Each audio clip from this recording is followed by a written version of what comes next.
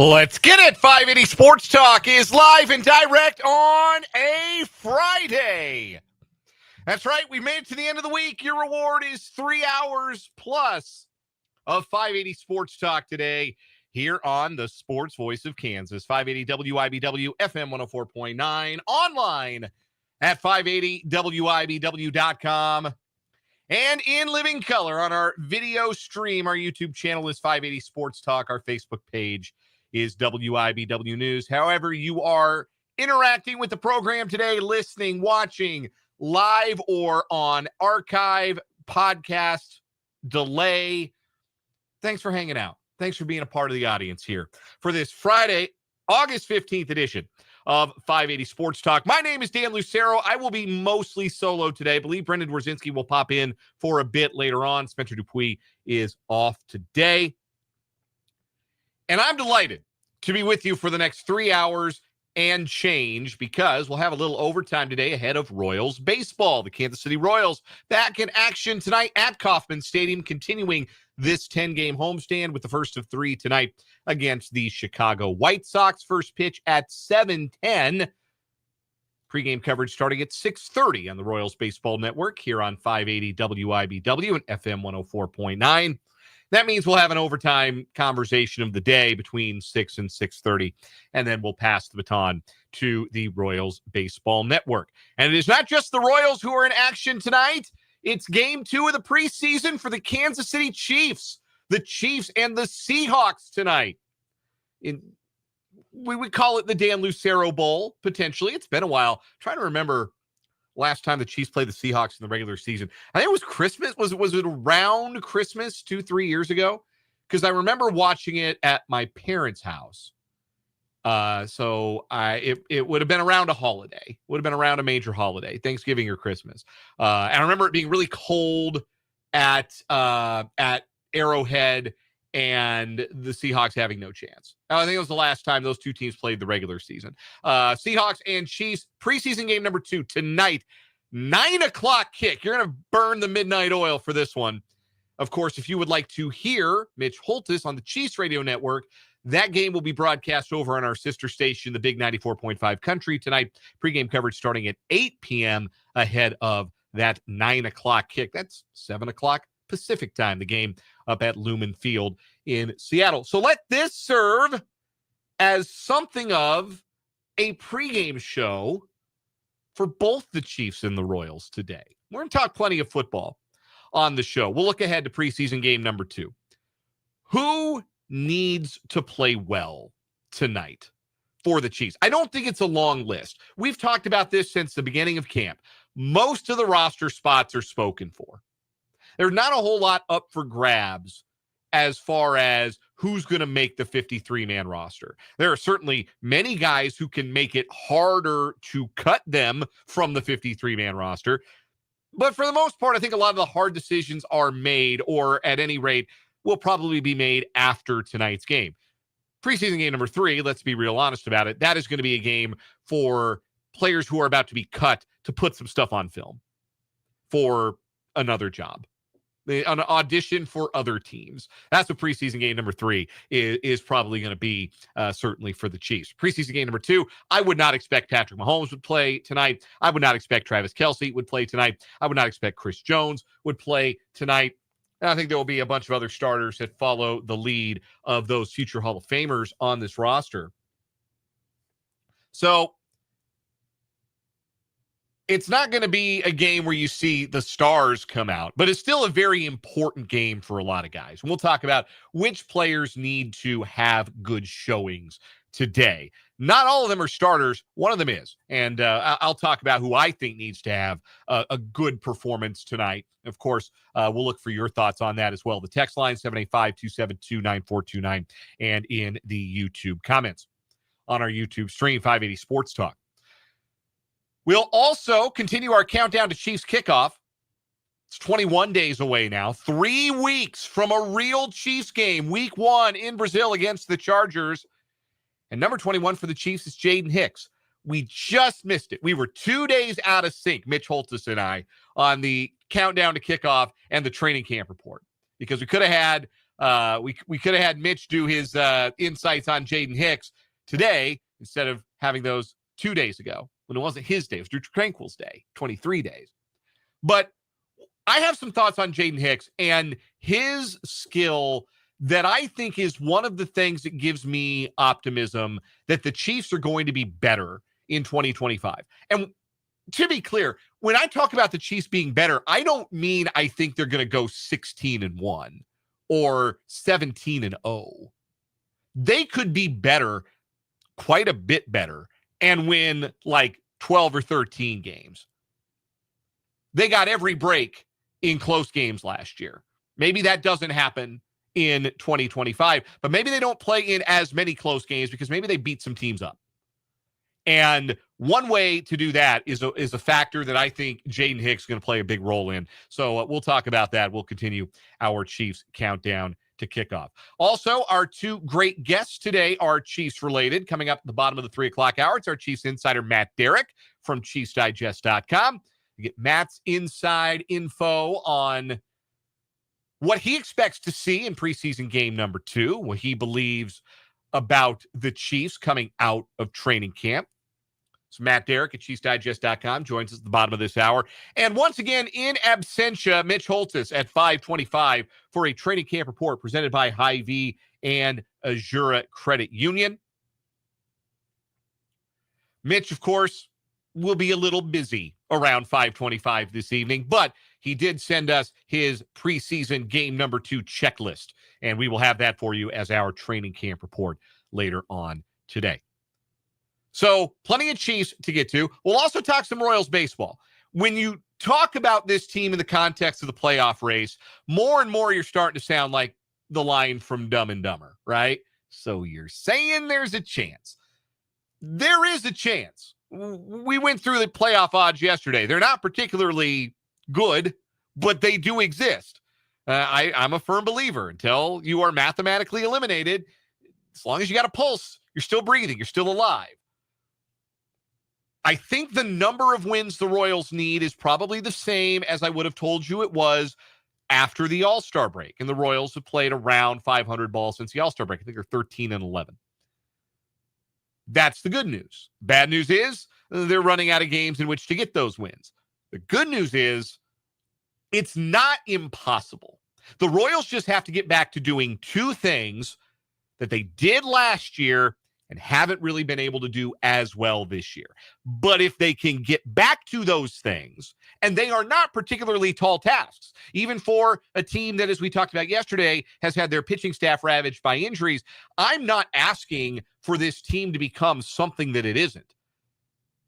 But if this team has some TCB in them, if they could take care of business like Bachman-Turner Overdrive, it's still possible. It really is. To get to the benchmark they're going to need to get to play October baseball, at least what seems like the benchmark is going to be for a playoff spot in the American League. So we'll get into that. We'll preview this weekend series against the White Sox, who are playing exactly 500 ball since the All-Star break, with a bunch of guys that you maybe had never heard of coming into this season, unless you were really into following prospects and the minor leagues. They have gotten younger, and they've played some inspired baseball the last month or so. So we will discuss that and preview the series. Also, since it's Friday, I'm going to keep it real with you. It's Friday. We've all worked hard. We've all had a long week. We'll do an AMA. We'll do Ask Me Anything in the 5 o'clock hour. So I'll take some questions from listeners at 5 o'clock, and late in the 5 o'clock hour, we'll have some fun with that on the show today. Plus, all our typical Friday silliness and shenanigans, 580 Sports Talk headlines. Andrew asked in the YouTube comments, we're going to talk about Michigan getting punished for sign stealing. Yeah, we'll get to that in headlines. Short version, Cliff Notes version. 2 thoughts. Number 1, the right people get punished, not the current Michigan players who had nothing to do with what happened. The people who get punished are the people who had something to do with what happened. And the second thing is, if you thought it was going to be more than what it was today, like you thought they were going to have wins vacated, banners hauled down or whatever, that was never going to happen. That was never going to happen. So those are some Cliff Notes thoughts on that. I'll expand and lay that out in headlines. We'll do that later on in the program. Also, What is Wrong with You? We'll crown a weekly champion. We'll do On Second Thought. We'll do Change My Mind, all that fun stuff. And as I mentioned, the text line is open, 785-272-9429. Text the program. You can also get at us in the YouTube chat. Watch the show on YouTube today. The YouTube channel, 580 Sports Talk. We are, as of the start of today's show, 16 subscribers shy of 800, which means 16 more of you subscribe, and Brendan Brzezinski and I are going to arm wrestle live on camera during the show. The arm wrestling brawl to end it all. 16 followers away. So if you are not subscribed to the YouTube channel, what's keeping you? You've been waiting for, everybody else to jump off the roof with it before you went and did it? Well, go do it. Now's the time. Go subscribe. Doesn't cost you anything but a click over at youtube.com. Hit that subscribe button at 580 Sports Talk. And as you watch the show on 580 Sports Talk's YouTube channel, feel free to hop in that live chat, interact with your fellow listeners throughout the program today. Great to see Mark B in early. Paul is in the chat as well. Andrew, I see Mark H as always. Love to see that. Appreciate each and every one of you being in on the chat. Look forward to hearing from more of you as we go along on this Friday edition of 580 Sports Talk. Let's talk some football. Preseason football. Chiefs, Seahawks tonight, Lumen Field, 9 o'clock kick. Again, I'll continue to remind you as we go along that tonight's game will be heard on our sister station, the big 94.5 Country, 94.5 FM. If you want to listen to the Chiefs instead of the Royals, flip that dial over to 94.5 FM. I would imagine, as I said earlier, a lot of the stars for the Chiefs are going to take a seat tonight. Don't think Patrick Mahomes will play. Don't think Travis Kelce is going to play. I wouldn't expect Chris Jones to play. I think you're going to see a lot of Gardner Minshew tonight. You're going to see a lot of Bailey Zappi tonight. You're going to see a lot of Nico Remigio and Jalen Royals and maybe Brashard Smith. You're going to see a lot of the rookies tonight. You're going to see a lot of second-team guys, third-team guys. And that's fine. I think that's what you ought to use the preseason for. Keep your powder dry and all of that. But who most needs a good showing tonight against the Seahawks? And look, I don't have any insight. I'll just be real honest with you. You know how people claim to be lapsed Catholics?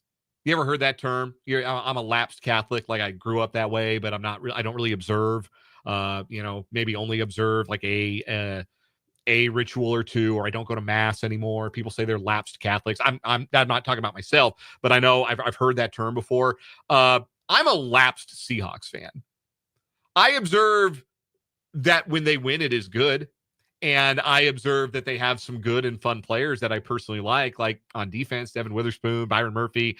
I think the rookie safety out of South Carolina, Nicky Manwari, is going to be a lot of fun. I love JSN, Jackson Smith and Jigba. But I don't queue up to watch them on Sundays. I don't know the 53-man roster like I used to. And most crucially, I don't think the people running the franchise know what they're doing, because they've gone from Russell Wilson to Geno Smith to Sam Darnold at quarterback in the last 5 years. And Sam Darnold stinks. And you can't convince me that he doesn't stink. And why am I going to get emotionally invested? Why am I going to spend 3 hours of my Sunday watching a team with a quarterback I think stinks? Why would I do that to myself? I'll just watch the Chiefs games, and then I'll hang out with my family. I'm not gonna do this to myself. I'm not going to let my mood 18 weeks out of the year, because they're not making the playoffs. I'm not gonna let my mood be dictated by Sam Darnold. I'm smarter than that. So I'm a bit of a lapsed Seahawks fan. So don't come to this expecting that I've got a ton of insight about how much are the Seahawks starters going to play, Dan? Who are you interested in seeing for the Seahawks? Brother, let me be real honest with you. I had forgotten that the Seahawks had signed Marquez Valdez-Scantling until 3 days ago. And he's probably going to start because somebody has to play on the outside, and they got 10 slot receivers. Again, the people running that team don't know what they're doing. So I don't have any insight on this. I don't know if the starters are going to play. I got nothing for you there. But I do have this question.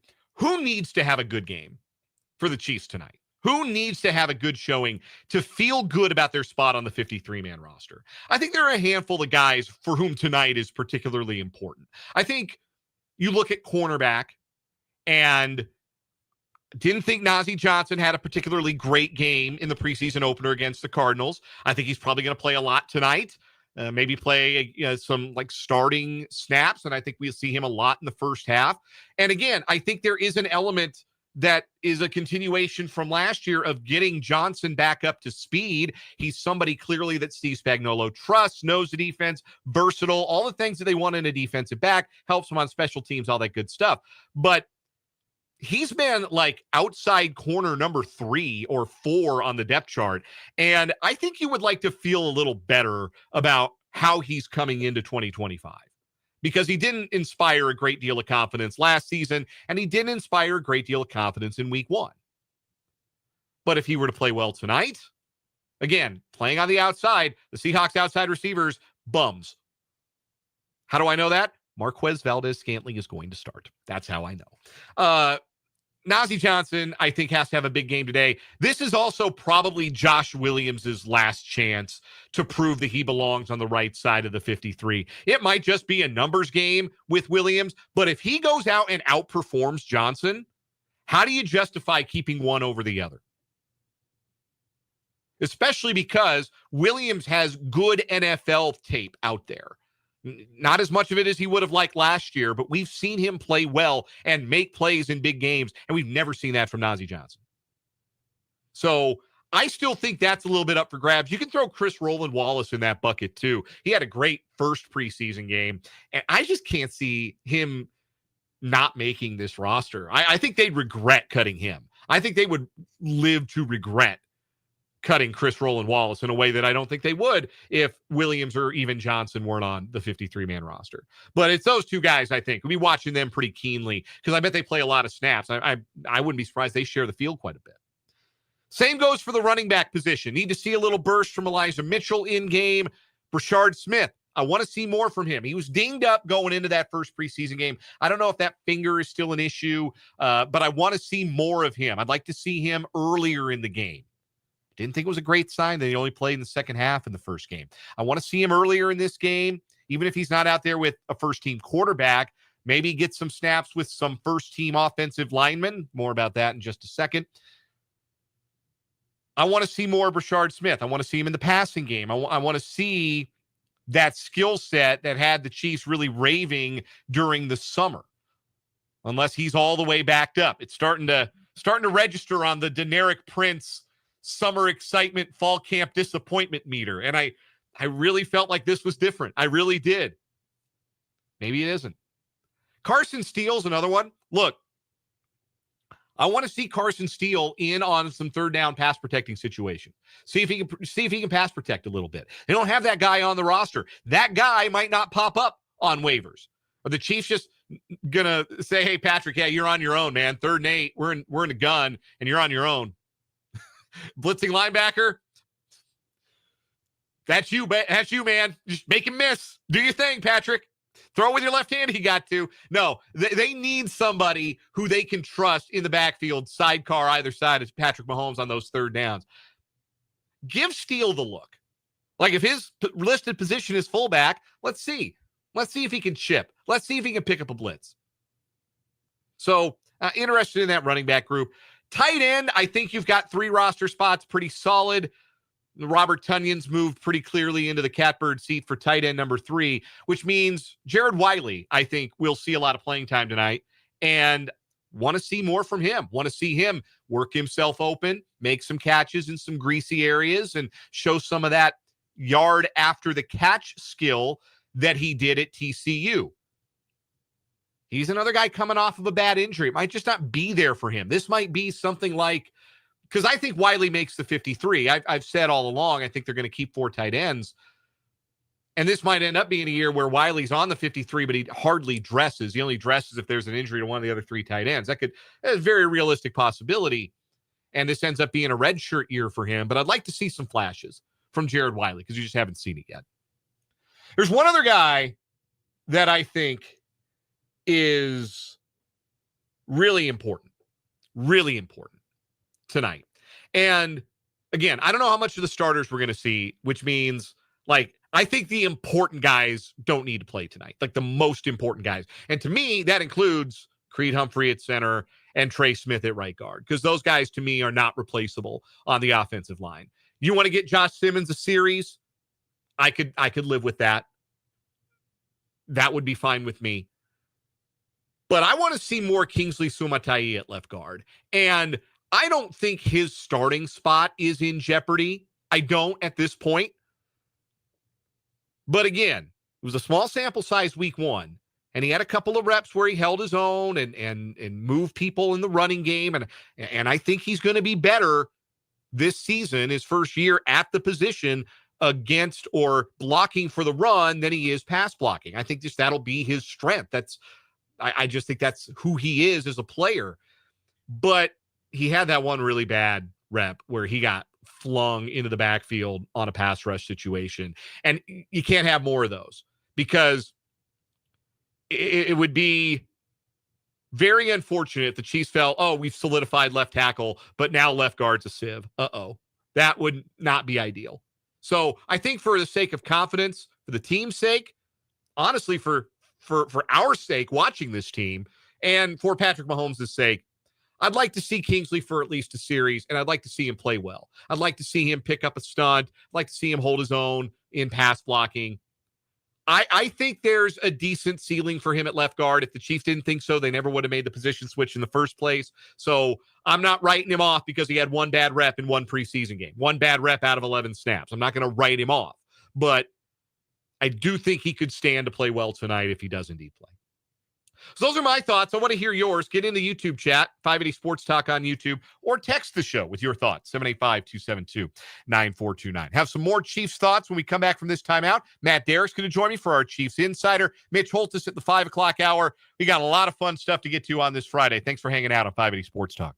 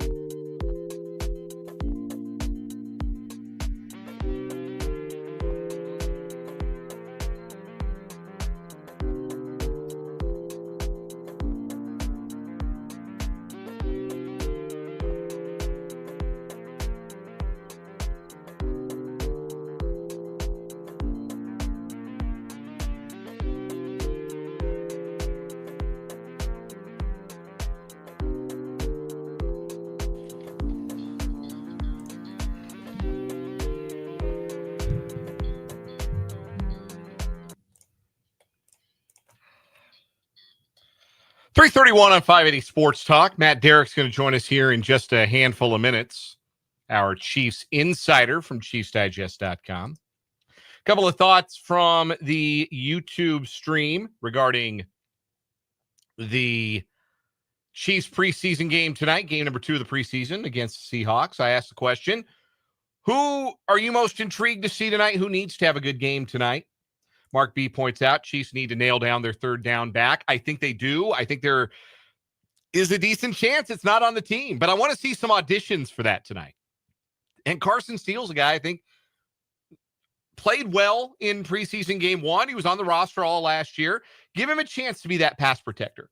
I don't know if he's going to do much out of the backfield as a pass catcher. It's not a perfect fit. And like I said, I think it's more likely than not that player's not on the roster right now, but I'd give him a shot tonight. Andrew says, I want to see more Jalen Royals targets. If the receiver's going to have injuries when Rashee Rice has a suspension, there's got to be trust for someone else. Royals, I forgot how many passes he caught in the first game, 1 or 2.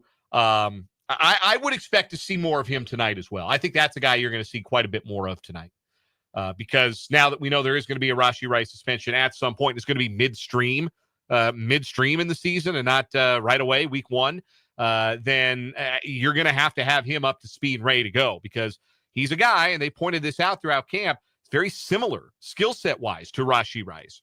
You're not going to get the same kind of production from a rookie that you are from a trusted and productive third-year guy, but some of the same kind of routes, some of the same kind of connection, understanding on the field. That could be there. So I do. I think I'm in agreement with you there, Andrew, that we will see quite a bit of Jalen Royals tonight. It's a late one tonight, which means you might have time before it starts to fire up ESPN Plus. Check out the new 6-part Chiefs documentary, The Kingdom, that premiered last night. I'm not going to lie to you guys. I didn't get to see any of it last night. I was hoping I get to see at least first episode. That didn't work out. But I'm looking forward to checking that out. I've heard a lot of really good things. You're always a little wary with the modern sports documentary because you wonder how much control of the narrative the teams and the participants themselves have. But it sounds like, from everything I've read about the documentary, that Chiefs let the cameras pretty much anywhere, and that it's a pretty revealing look at not just last season, but the personalities of a lot of their most important guys. Patrick Mahomes, Andy Reid, Chris Jones. A more intimate look at those guys than we've ever really gotten before. And it is still a little bit amazing to me, as I'm sure it is to many of you, that we are talking about a 6-part ESPN documentary about the storied history of the Kansas City Chiefs. Like, I would have used that line as like a punchline. When I started doing radio in Kansas, Andy Reid had yet to coach a game in Kansas City. I had started in 2013. We all know what 2012 was. And the less said about it, the better. If I had said back then, 6-part documentary about the storied history of Kansas City Chiefs, you would have said, oh, that's a very funny joke, Dan. Little mean, but very funny. Yeah, like there'd be a storied history. We haven't won a Super Bowl in, 40 years? And here we are. All that they need to do is nail head coach and nail quarterback. And now they are a Tiffany franchise in NFL history, the Kansas City Chiefs. And they got a 6-part ESPN documentary series. I'm looking forward to watching it. I may start watching it in the second half. Be real honest with you. If in the second half it's a whole bunch of like Brandon George and snaps for running backs I didn't even know were on the team, it might be time for episode 1. We'll take a break. Matt Derrick joins me next for the Chiefs Insider here on 580 Sports Talk.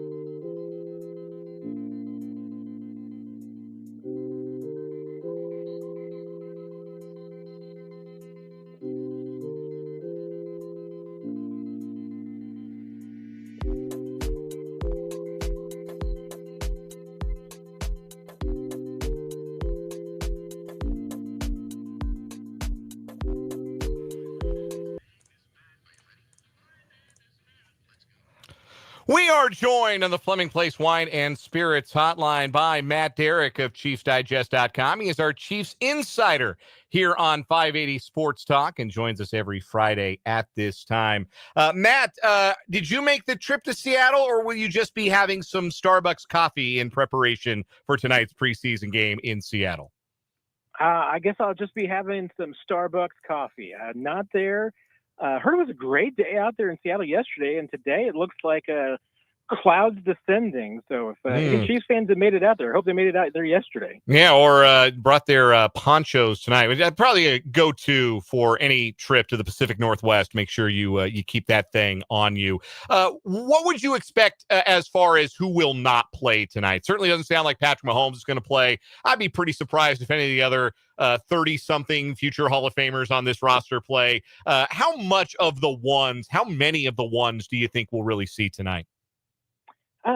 Not many. I mean, like you said, I think that most of the big names will probably be out. The only big names that I think you might see tonight will be on the offensive line. I could see Creed Humphrey, Trey Smith, even Jawan Taylor playing for a little bit with Kingsley Suamataia and Josh Simmons, just so that that group can kind of get acclimated a little bit, working together, playing an extended period of time. I don't know if they'll play into the second quarter or not. I could certainly see Josh Simmons and Kingsley maybe playing into the second quarter before the true backups kind of start rolling in. But no, I don't think you're going to see Mahomes or Kelsey, Nick Bolton, that type, Chris Jones. I mean, those guys will probably be out. There'll probably be just a select few veterans that maybe you want to see playing with some of the younger guys. But this, for all intents and purposes, is a flip-flop of typical Game 2 and Game 3 for Andy Reid. This is going to be the evaluation game for a lot of the younger guys and players who are just kind of battling for roster spots right now. You mentioned the offensive line, so let me start with Kingsley Suamataia. All we get to see is the game stuff, right? We're not as privy to every practice rep, especially the closed stuff. But we saw one really bad rep for Kingsley Suamataia last Saturday against the Cardinals, and we can read the practice reports that say that he was being pulled for Mike Caliendo with the first team in some parts of team work. Is there a little bit of concern with how Suamataia has come along? It is a brand new position for him. He never played guard in college. Are the Chiefs maybe a little bit concerned with how that is coming along, that transition, or do you think they still are full steam ahead with Kingsley as their left guard? I mean, I still get the sense that they are full steam ahead, but if they don't have just a little bit of caution and just a little bit of concern, I don't think they'd be doing their jobs. I mean, and that's why I think that you need to see a little bit of an extended period.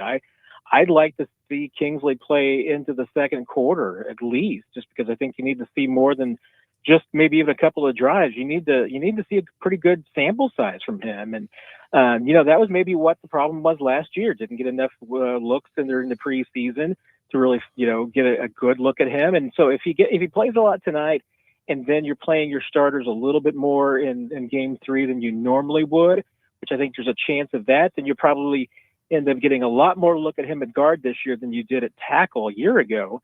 Because I'm not certain that the door should be completely closed, that the left guard spot is his. There should be some still. He's got to prove that he can man that job. Matt Derrick of ChiefsDigest.com joining us here on 580 Sports Talk. He is our Chiefs insider joining us on the Fleming Place Wine and Spirits hotline. We'll get back to the preseason game tonight against the Seahawks. 9 o'clock kick, 8 o'clock pregame coverage over on our sister station tonight, the Big 94.5 Country. But training camp ended earlier this week. Matt, what did you learn from this Chiefs training camp? What was your big takeaway from the 22 days the Chiefs spent up at St. Joe? I think the most optimistic thing that you learned is that if this offense is healthy and intact, that it can be a really potent offense. I thought this was Patrick Mahomes' maybe best camp ever. It's hard pressed remembering him ever having a better camp. I know that in the past he had Tyreek and he had some deep threats, and it just seemed like they could just toss the ball downhill and connect on those all day long. But his just delivery of the football, where he was placing it, just his connection with the receivers, even some of the younger guys, just seemed more crisp. And last year when, I think we felt like we didn't consistently see Patrick Mahomes be Patrick Mahomes, he was that during camp. And I think it goes beyond just being focused. I mean, there's certainly a drive, and we know how this guy is wired. I know that Super Bowl finish did not set that well with him, and he's driven. I mean, I don't think there's any doubt about it. You see it on the practice field, and that can only be a good thing for this Chiefs offense. But I think you just saw a lot of, the chemistry developing as well, and some institutional knowledge that they lacked a year ago, because even the receivers that they had last season, a lot of them were newcomers that Mahomes was kind of learning on the fly. This year, almost everybody except Jalen Royals has been around for a while. Even young guys like Tyquan Thornton and Jason Brownlee were on the practice squad last year for a time. So there's nobody that's really brand new to him, and I think you're seeing the offense benefit from that. I want to see if you have a similar thought as far as an answer to this question as I do, but it certainly has not felt at any point like a Super Bowl hangover is any kind of consideration for this Chiefs team. And we've seen it before. We know the numbers behind how hard it is to get back to a Super Bowl after you lose one. But the Chiefs themselves did not get back to the Super Bowl the year they lost, the year after they lost to the Buccaneers in Super Bowl 55. So it's a hard thing to do, but there hasn't seemed to be any of that hangover effect this year. Why do you think that is? What is the main reason you think this team has been able to dodge any of that?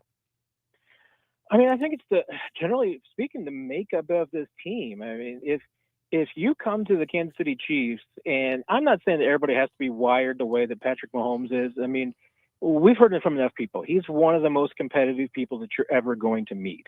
And not everybody's going to be wired like that. Travis Kelce's wired a little bit that way. Chris Jones is certainly wired that way. But if you come to Kansas City and you don't get immediately that your job is to win a Super Bowl, and you don't feel that intensity, you're not going to last very long. And I think there's even guys, fighting for jobs right now that find themselves in the roster bubble. They're probably there because a little bit of it is just that they may not have that fire. They may not have that, realization or understanding that everything is going into a Super Bowl and that you've got to work for that every single day. I saw teams in the past, the first few teams I covered back in 2016 and even 2017. I'm not sure everybody, felt that way. I think there were some, team players in those teams that maybe felt, hey, we're going to have to win a Super Bowl. There's nothing extra you have to put into it. Patrick Mahomes makes it pretty clear that, you can maybe be one of those folks, hey, giving 110% is not possible. Well, Patrick Mahomes says you better try and find a way. And if you're not one of those guys, you're not going to last on this franchise. Our guest is Matt Derrick, our Chiefs insider from ChiefsDigest.com, joining us here on 580 Sports Talk.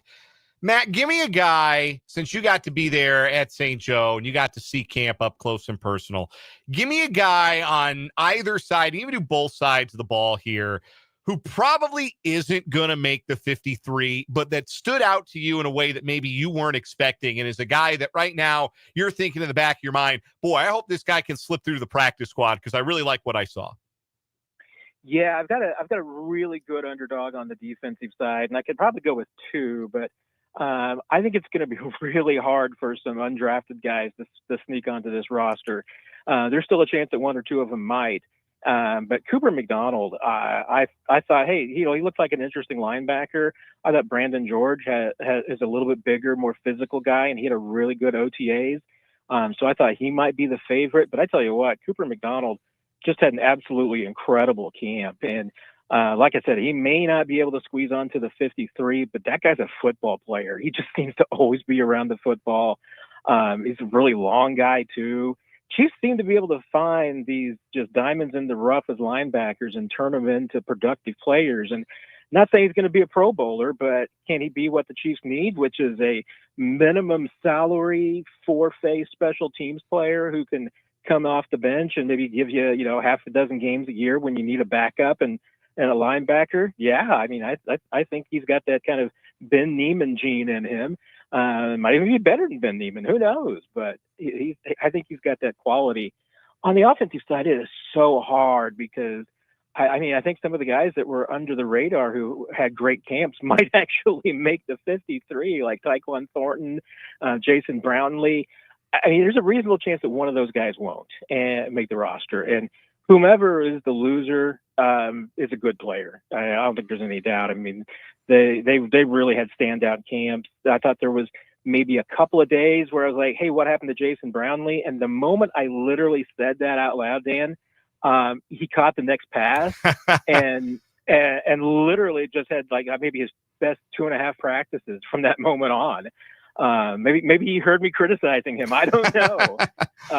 But I mean, I imagine Tyquan Thornton's going to win that job, but Jason Brownlee has put up a heck of a fight. Our guest is Matt Derrick from Chiefs Digest here on 580 Sports Talk, joining us on the Flaming Place Wine and Spirits Hotline. Let's pivot back to tonight's second preseason game with the Chiefs up in Seattle to take on the Seahawks. Talking about guys earlier who need to show something, need to put something good on tape tonight. Can you pinpoint why it seems to have gone a little bit backwards for Brashard Smith from where it was, where the hype was for him in the summer? What has he struggled with in the fall, and what does he need to show out on the field if he gets the opportunity tonight?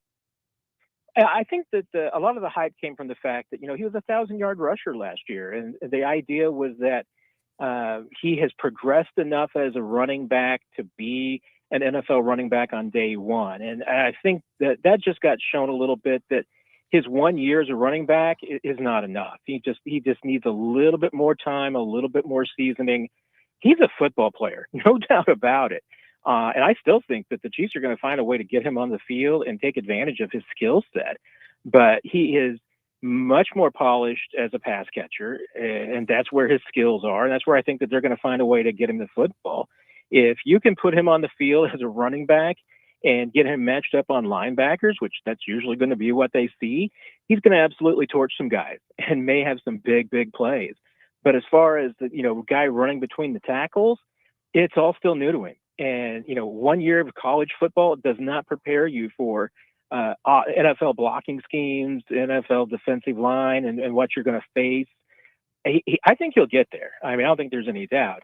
It's just that he may not be, quite the running back day one that people expected. But as far as a pass catcher and maybe as a return specialist, if this guy doesn't get into the end zone a couple of times, I'll be surprised.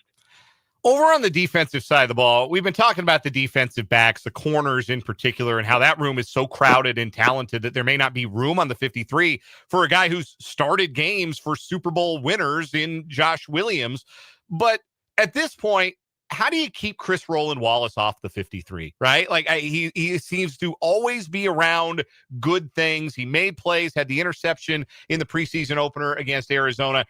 Do you feel like he's a guy that might have a secure roster spot, or is he still kind of battling with the likes of Najee Johnson for maybe a final defensive back roster spot? No, I think Chris Roland Wallace has a job. I don't think there's any doubt about that. And, part of that's because, the Steve Spagnuolo and Dave Merritt, they both love Chamari Connor. And he's been kind of their defensive back weapon. I mean, they're not afraid to put him in the slot, the box, the back end. I mean, he can play just about anywhere. I mean, they wouldn't be afraid necessarily to put him out wide. He can literally play any spot. And if you get a player like that you use in that way, and all of a sudden that player gets banged up, you miss that player, what do? Well, you can't just change your entire defense around. So, when Chris Roland Wallace showed up for OTAs this year, Dave Merritt and Steve Spagnuolo said, hey, look, we're going to use you differently this year. You're not going to be a corner. You're going to work with the safeties more. So he really is a safety at this point and works a lot with Chamari Connor. And the best way I can describe it is he's Chamari Connor's backup. So he can play any of the same spots that Connor does, which means you can see him in the slot. You'll see him on the back end in the box. They're not afraid to put him anywhere. I mean, he may not quite have the same skill set that Chamari Connor does, but as an understudy that can, fill that spot if something were to happen to Connor for a short period of time, they got all the faith in the world in him. And so when you think of him as maybe being your third string slot corner behind McDuffie and Connor, he's a really valuable player. So to me, I'd say he's like 99% on the 53. But guys like Josh Williams, they're still fighting for a spot. Matt Derrick covers the Kansas City Chiefs for ChiefsDigest.com, and he is our Chiefs insider here on 580 Sports Talk, joining us every Friday at this time. Matt, put that coffee on tonight. We'll be burning the midnight oil, watching some Chiefs preseason football, and we'll break it all down and talk next week. Rewards to anybody who makes it past midnight. Amen to that. Have a good one, Matt. You too. That is Matt Derrick. We will step aside for a timeout, come back and wrap up this 3 o'clock hour 580 Sports Talk with On Second Thought after this.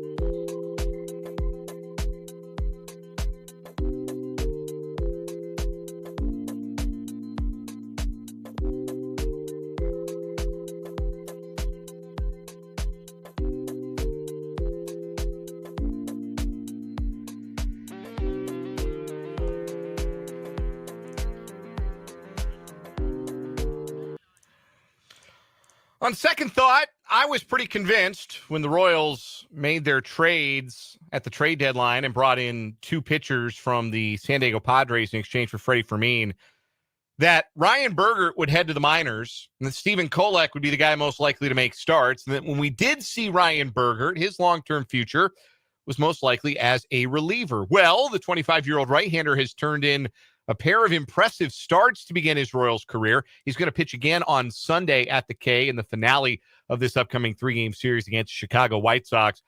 And the Royals seem to have tweaked some things and have unlocked something with Bergert. He's been really good in his first 2 starts as a Royal and definitely has me intrigued about him as a long-term starter option now more than just a fastball, slider, 2-pitch reliever. And he's added a changeup that has looked good. His slider is locating, sweeper is locating to both sides of the plate. I'm more enthusiastic about Ryan Bergert than I thought I was going to be. That's for sure. Coming up at the 4 o'clock hour of the program, it's Jaden Hicks days until Chiefs kickoff. And Jaden Hicks is a sneaky important Chiefs player this year for one big reason. And one reason I think that if it all connects is going to make the Chiefs a lot better than they were in 2025. But we're going to start with the Royals. Yes, there's a chance still for them to make the playoffs. There's 2 things they got to do. 2 things they did last year, haven't done yet this year. We'll talk about them. Plus, what is wrong with you next? 580 Sports Talk.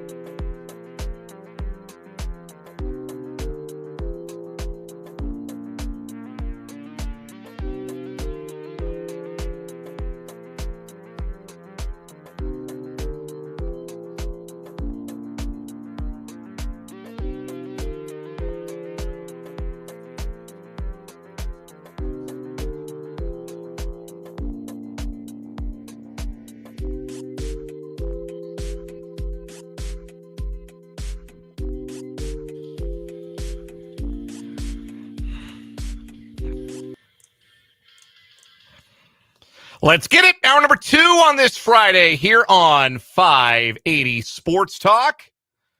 Dan Lucero hanging out with you high up on Huntoon Hill on a sunny Friday in the capital city. Here on the Sports Voice of Kansas, 580 WIBW, FM 104.9, online at 580WIBW.com, and in living color on our YouTube channel, 580 Sports Talk, and our Facebook page, WIBW News. However you're tuning in today, listening, watching, live or on delay, thanks for being a part of the audience. You've got a lot of things you can do to entertain yourself. You have so many entertainment options, but you're here with me. You're hanging out with 580 Sports Talk, and I can't tell you how much I appreciate you choosing us. We'll make it worth your while. We got 2 more hours plus a little overtime before Royals baseball tonight, and we're going to have a funky good time. Royals baseball at home against the White Sox, first of 3 in a series against the Pale Hosers. 7:10 first pitch tonight. Noah Cameron is on the bump for the Royals. The veteran Aaron Savali takes the hill for the White Sox. Royals, of course, very familiar with him, his years with Cleveland.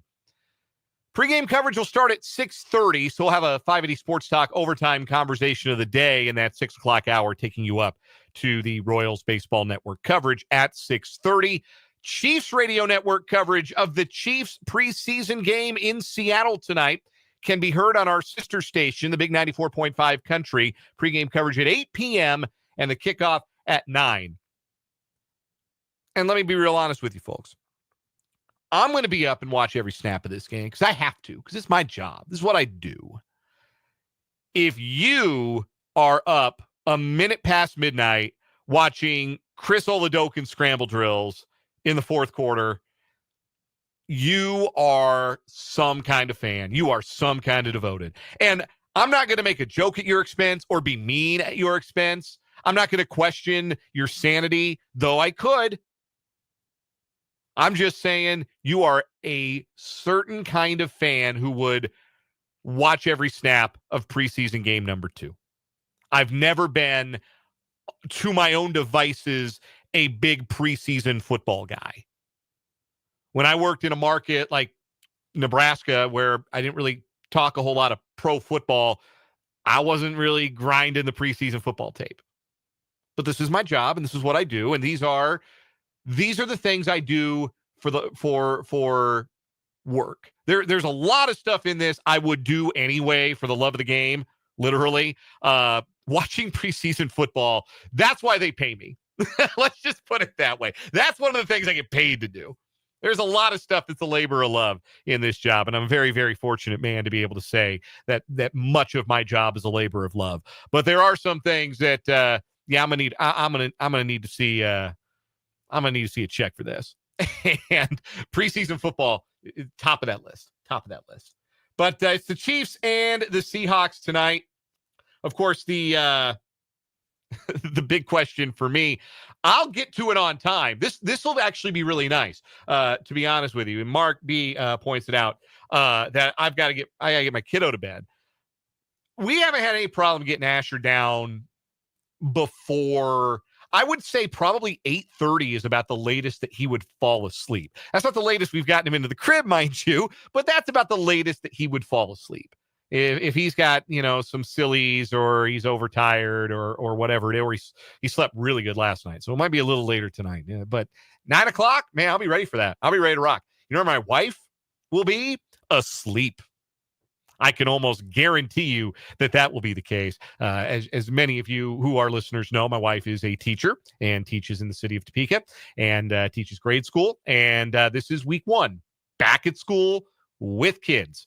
So she's going to bed. Ashley goes to bed. My wife's going to bed, and I'm a crack a Modelo and watch some preseason football. That's what I'm going to do.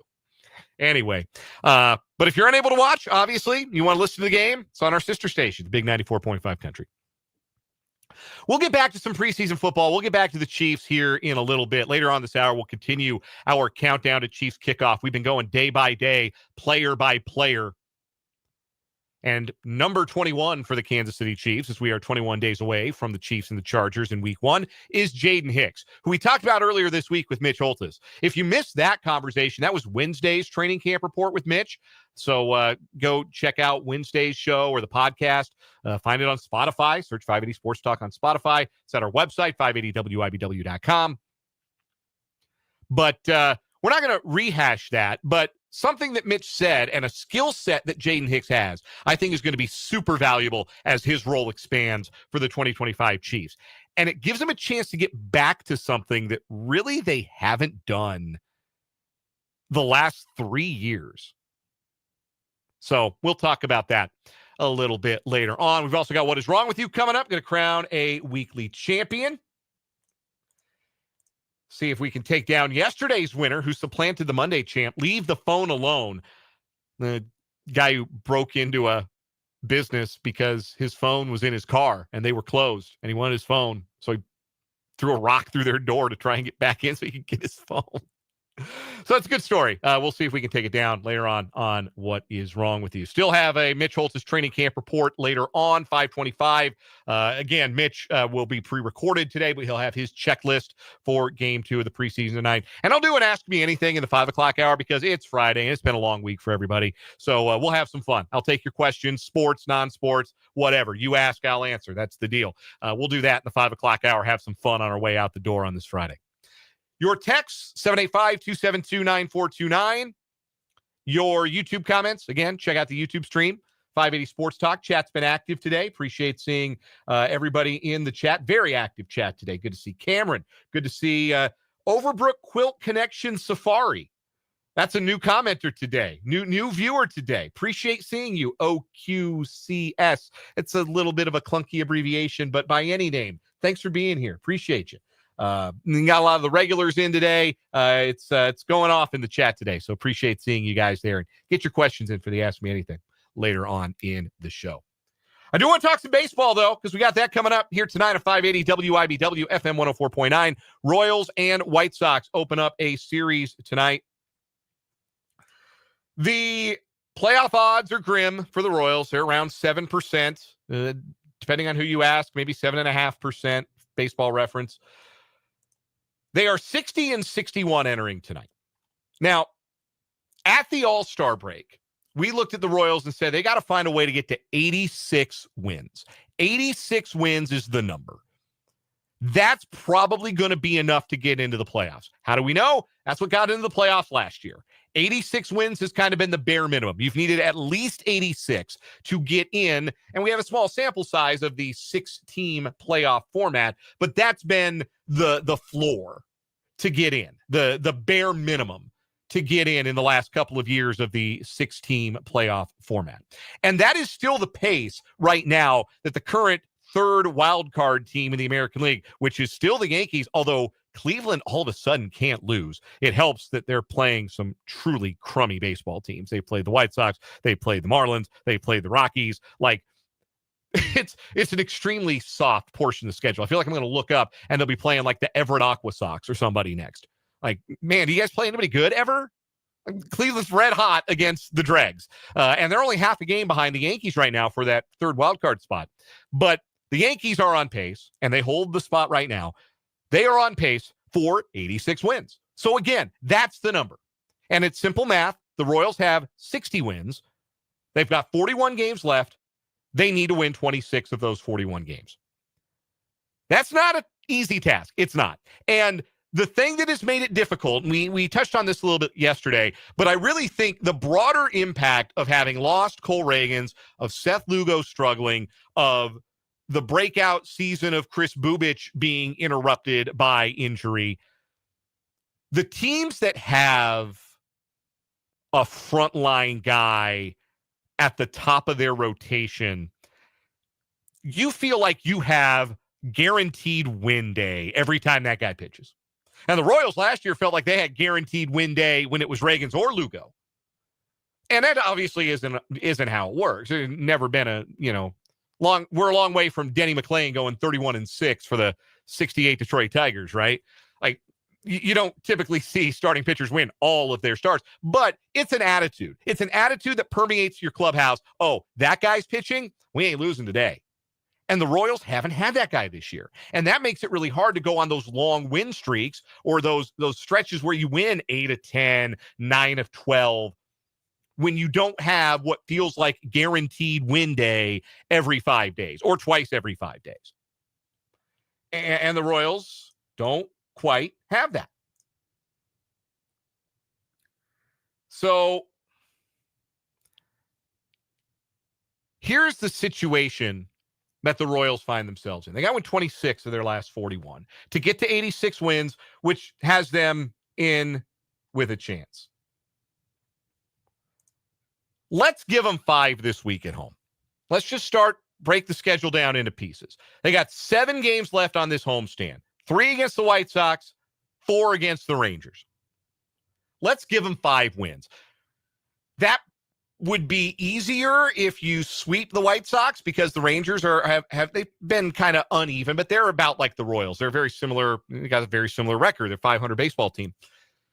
So that could be 2 series wins or a sweep of the White Sox and a split of the Rangers. But either way, 5-2 in the next 7. Is that doable? Yes, that is doable.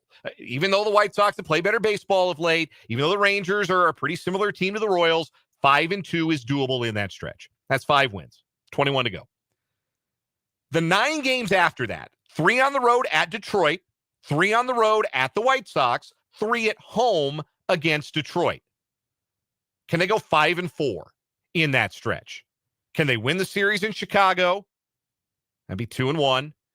And can they then go 3-3 against the Tigers? Can they split with the Tigers at home and on the road? The way the Tigers have been playing lately, they could do better than that, honestly. The Tigers have not played well the last month and change. But conservatively, 3-3 against the Tigers, win the series in Chicago. That's 5 wins there, 5-4 in that stretch. That's 10 total wins, 16 to go. Then they've got a homestand, 6 straight games to open September, the Angels and the Twins. Can they get 5? Can they sweep one of those and win the other? Angels are coming back to the pack like you knew they would. They might be ready to 1, 2, 3 Cancun it by the time September rolls around. Minnesota's had a nice little burst of energy with all their new guys, but certainly the Royals are capable of winning a series from that team. 5 of 6 there. That's a tall task. Go 5-1 in a 6-game stretch, but let's give it to them. They're better than the Angels. They're better than the Twins. 5 more wins. That's 15 total. I need 11 more. They go to Cleveland and Philadelphia for 7 games after that. Road games are hard. Philadelphia is really good. Might be trying to wrap up the East by then. Let's be conservative. Let's say that's a losing road trip, but it's not a disaster road trip. Can you go 3-4 on the road? Can you split with Cleveland and get 1 in Philadelphia? Or can you win 3 out of 4 from Cleveland, even if you get swept in Philadelphia? Can you get 3 out of 7 on the road there? You get 3, that's 18 total wins. I need 8 more, and I'm in the playoffs. Seattle and Toronto, the final homestand. That'll be the most important homestand of the season. If the Royals are still in contention, you don't need me to tell you that. Can you win home series against playoff-bound or playoff-adjacent teams? You have to. You have to win those series. 4 wins there. Is that doable to win those series? Sure it is. I'm up to 22 wins. That means I need 4 out of 6 on the final road trip of the year, which happens to be against a checked-out Angels team and a checked-out Sacramento A's team. Can I get 4 out of 6 on the road? If I do, I'm at 86 on the nose. So you're saying there's a chance. But here are the 2 things that have to happen in those scenarios. For those scenarios, for this scenario to come to fruition, you have to take care of business at home. What I've projected out here for the Royals, they got 22 home games left starting tonight. They got to win 16 of those home games. The Royals were 45-36 last year at the K. Not dominant, but that's still a 90-win pace. You're playing like a 90-win ball club at home. So far this year, 30-29 at Kauffman Stadium. Haven't had quite the same juice at the K this season. So they need to rediscover that. They need to rediscover that ability to win at home. and really take care of business in their home games. Here's the other thing that they need to do. And we have talked about this in the context of the last 6 games for the Royals, where Minnesota, the current Twins, who like 2 weeks ago, they were the St. Paul Saints, but the current Twins, a team that on paper the Royals were a lot better than, and the Royals didn't win that series. And then the Nationals come to town, and they are stinky butt cheeks, and the Royals got 2, won the series, which you ought to do, but they had a chance at a sweep, and they couldn't quite do it. And it was a point that we looked at earlier this season. How do you do against the teams you're supposed to beat? Last year, that's where the Royals feasted. Against the 6 teams that lost 90 or more games last year. There were 6 teams in baseball that lost 90 or more games. The Nationals, the A's, the Angels, the Marlins, the Rockies, and the White Sox. And of course, it benefits the Royals that one of those 90-plus lost teams happens to be in their division. So you get to play them 13 times instead of 6 or 7 or just 3 for a National League team. But last year, the Royals were 12-1 against the White Sox, 5-2 against the Angels, 4-2 against the A's. And then against the interleague teams, they swept Washington, took 2 from Miami, lost 2 out of 3 to the Rockies last year. But you add it all up, that's a 27-8 record. That's 27 wins in 35 games. You are winning more than 3/4 of your games against the league's dregs. That's dominance of the teams you're ideally wanting to dominate. And that was a separator for the Royals. It's why they played October baseball. This year, there happen to be, going into today, 6 teams that are on pace to lose 90-plus games this year. The White Sox are again one of them.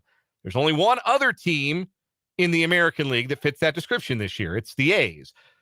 4 interleague foes: the Rockies, the Nationals, the Pirates, and the Braves. Also on pace to lose 90 games. Man, what the hell happened to the Braves? I can't believe they're that bad. So many injuries. Man, I thought they could have won the World Series this year. I mean, neither here nor there. Anyway, those are the 6 teams that are on pace right now to lose 90 games. So, again, those are the teams, ideally, you got to take care of business against those teams. You had TCB, like BTO, TCB, against those 6 teams. Well, they're 5-2 against the White Sox. Pretty good. I mean, it was incredible what they did to the White Sox last year. Almost inhumane, really. 5-2, still pretty good. Remember, they swept them, 4-game series at the K, took all 4, and then they lost a series at Rate Field. Everybody else, they've only played once. They swept Colorado back in April at home. They just took 2 out of 3 from Washington. They swept Pittsburgh at home before the All-Star break. They took 2 out of 3 from Atlanta at the end of July. They got swept by the A's. You add all that up, and the Royals are 15-7 in the games against the worst teams in the league. And that's still exceptional, right? You're winning more than 2/3 of your games against those teams. But you know what 2/3 isn't? 3/4. It's been a long time since I took fractional math. That's got to go back to my grade school days. I'm sure my wife could walk me through it. But 3/4 is more than 2/3. And so that was how dominant the Royals were last year and how dominant they had to be to get to 86 wins and get over that hump. And they haven't been quite as dominant this year against those teams. Now, the good news for the Royals is they got 9 games left against the quote-unquote dregs, the 6 worst teams in the league, at least as it currently stands. 9 more games left, and 6 of them against the White Sox, and 3 of them are tonight. So it's a big, big opportunity. I think you have to feel enthusiastic about the pitching matchups this weekend.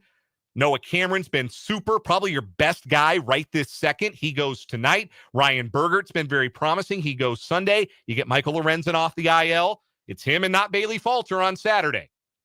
You feel a little better about a Lorenzen start than a Falter start right now. So it lines up. I'm not going to be the one that says, well, this has to be a sweep. But it would be significant if it were. Because the roadmap is there. They can get to 86 wins without doing anything out of the ordinary. I really believe. It's not like they're in a spot right now where you say, oh, they got to sweep Toronto and Seattle. They got to sweep that homestand, or they got to be way above 500 on the road the rest of the way. No, they got a bunch of home teams. They got a bunch of teams against crummy teams. They have to be better than they've been at home, and they have to be better than they've been against crummy teams. They hit those marks?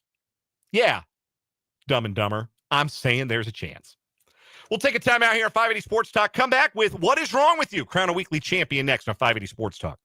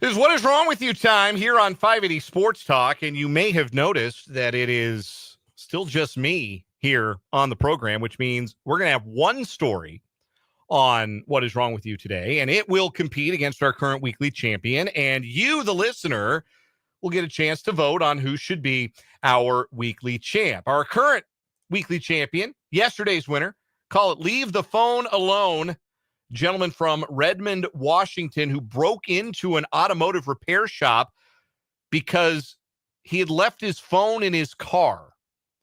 And the automotive repair shop was closed at 1:30 p.m. on this Friday afternoon, last Friday afternoon, which it's a peculiar time for a business to be closed, but it's an independent business. They can open and close as they please. We don't know what was going on at Luke's Automotive. Maybe they were having a party.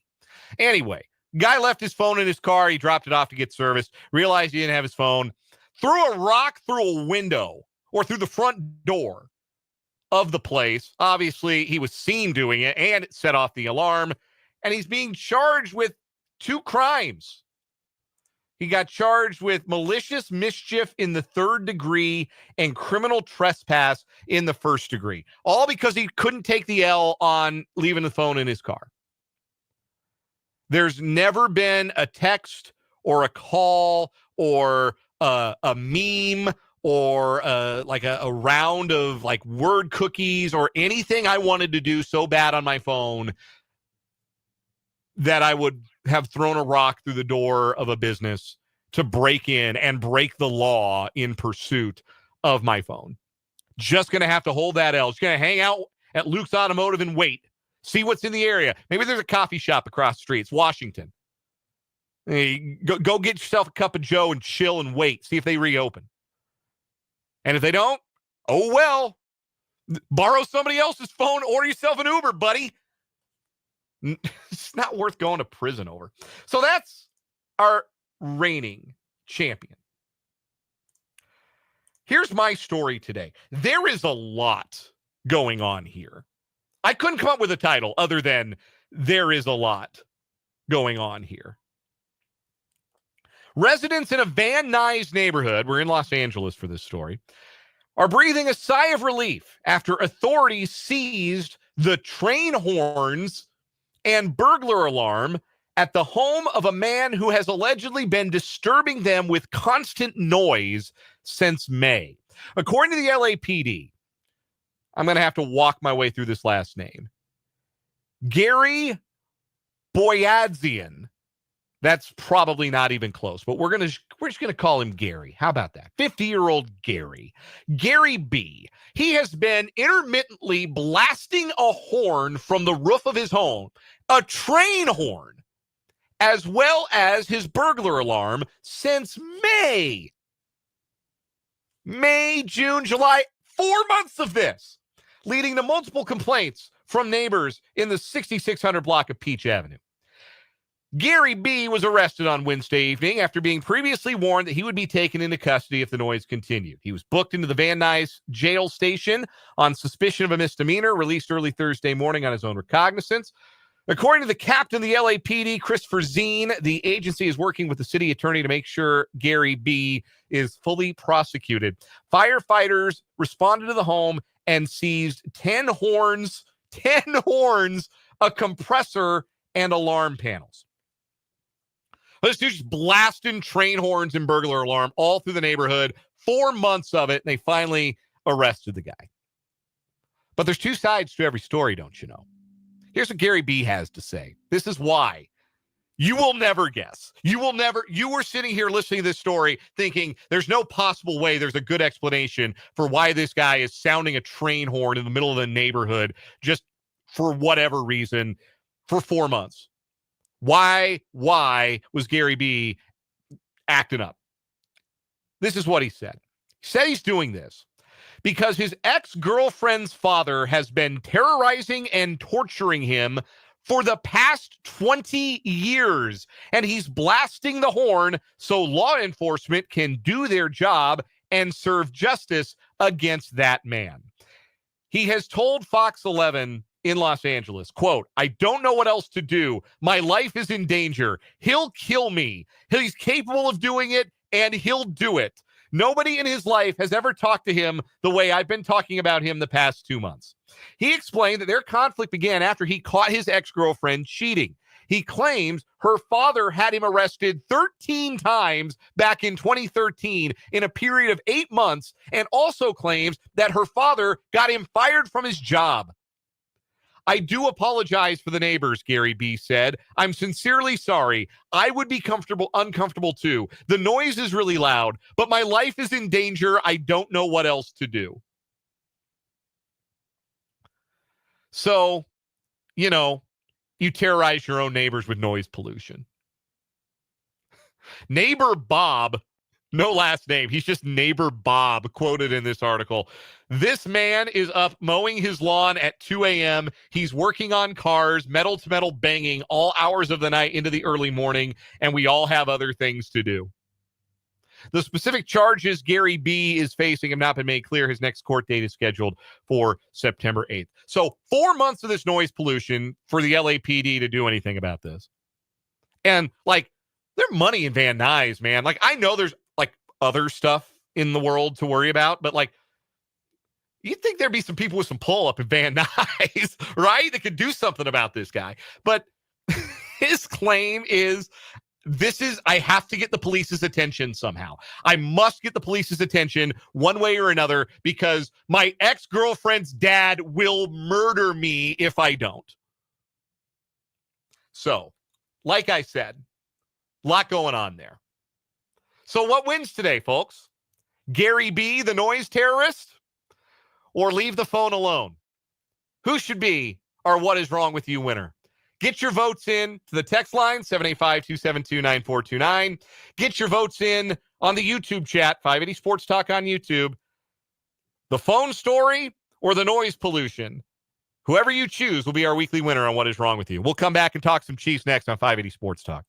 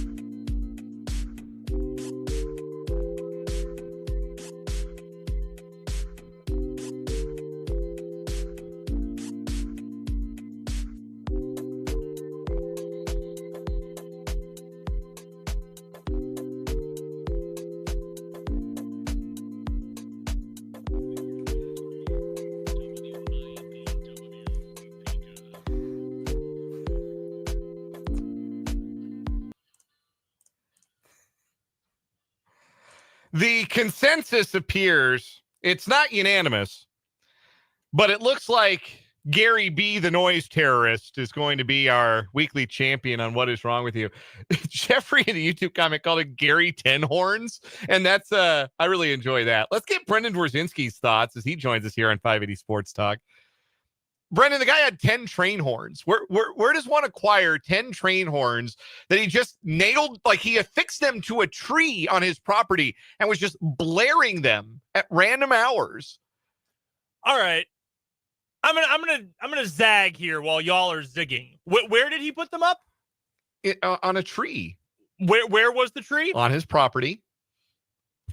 This is America, folks. You got private property. What you do is your business. You don't like it? Move. I kind of like Gary B, the noise terrorist. He might be a noise terrorist, but damn it, he owns that land. It's an interesting perspective on things.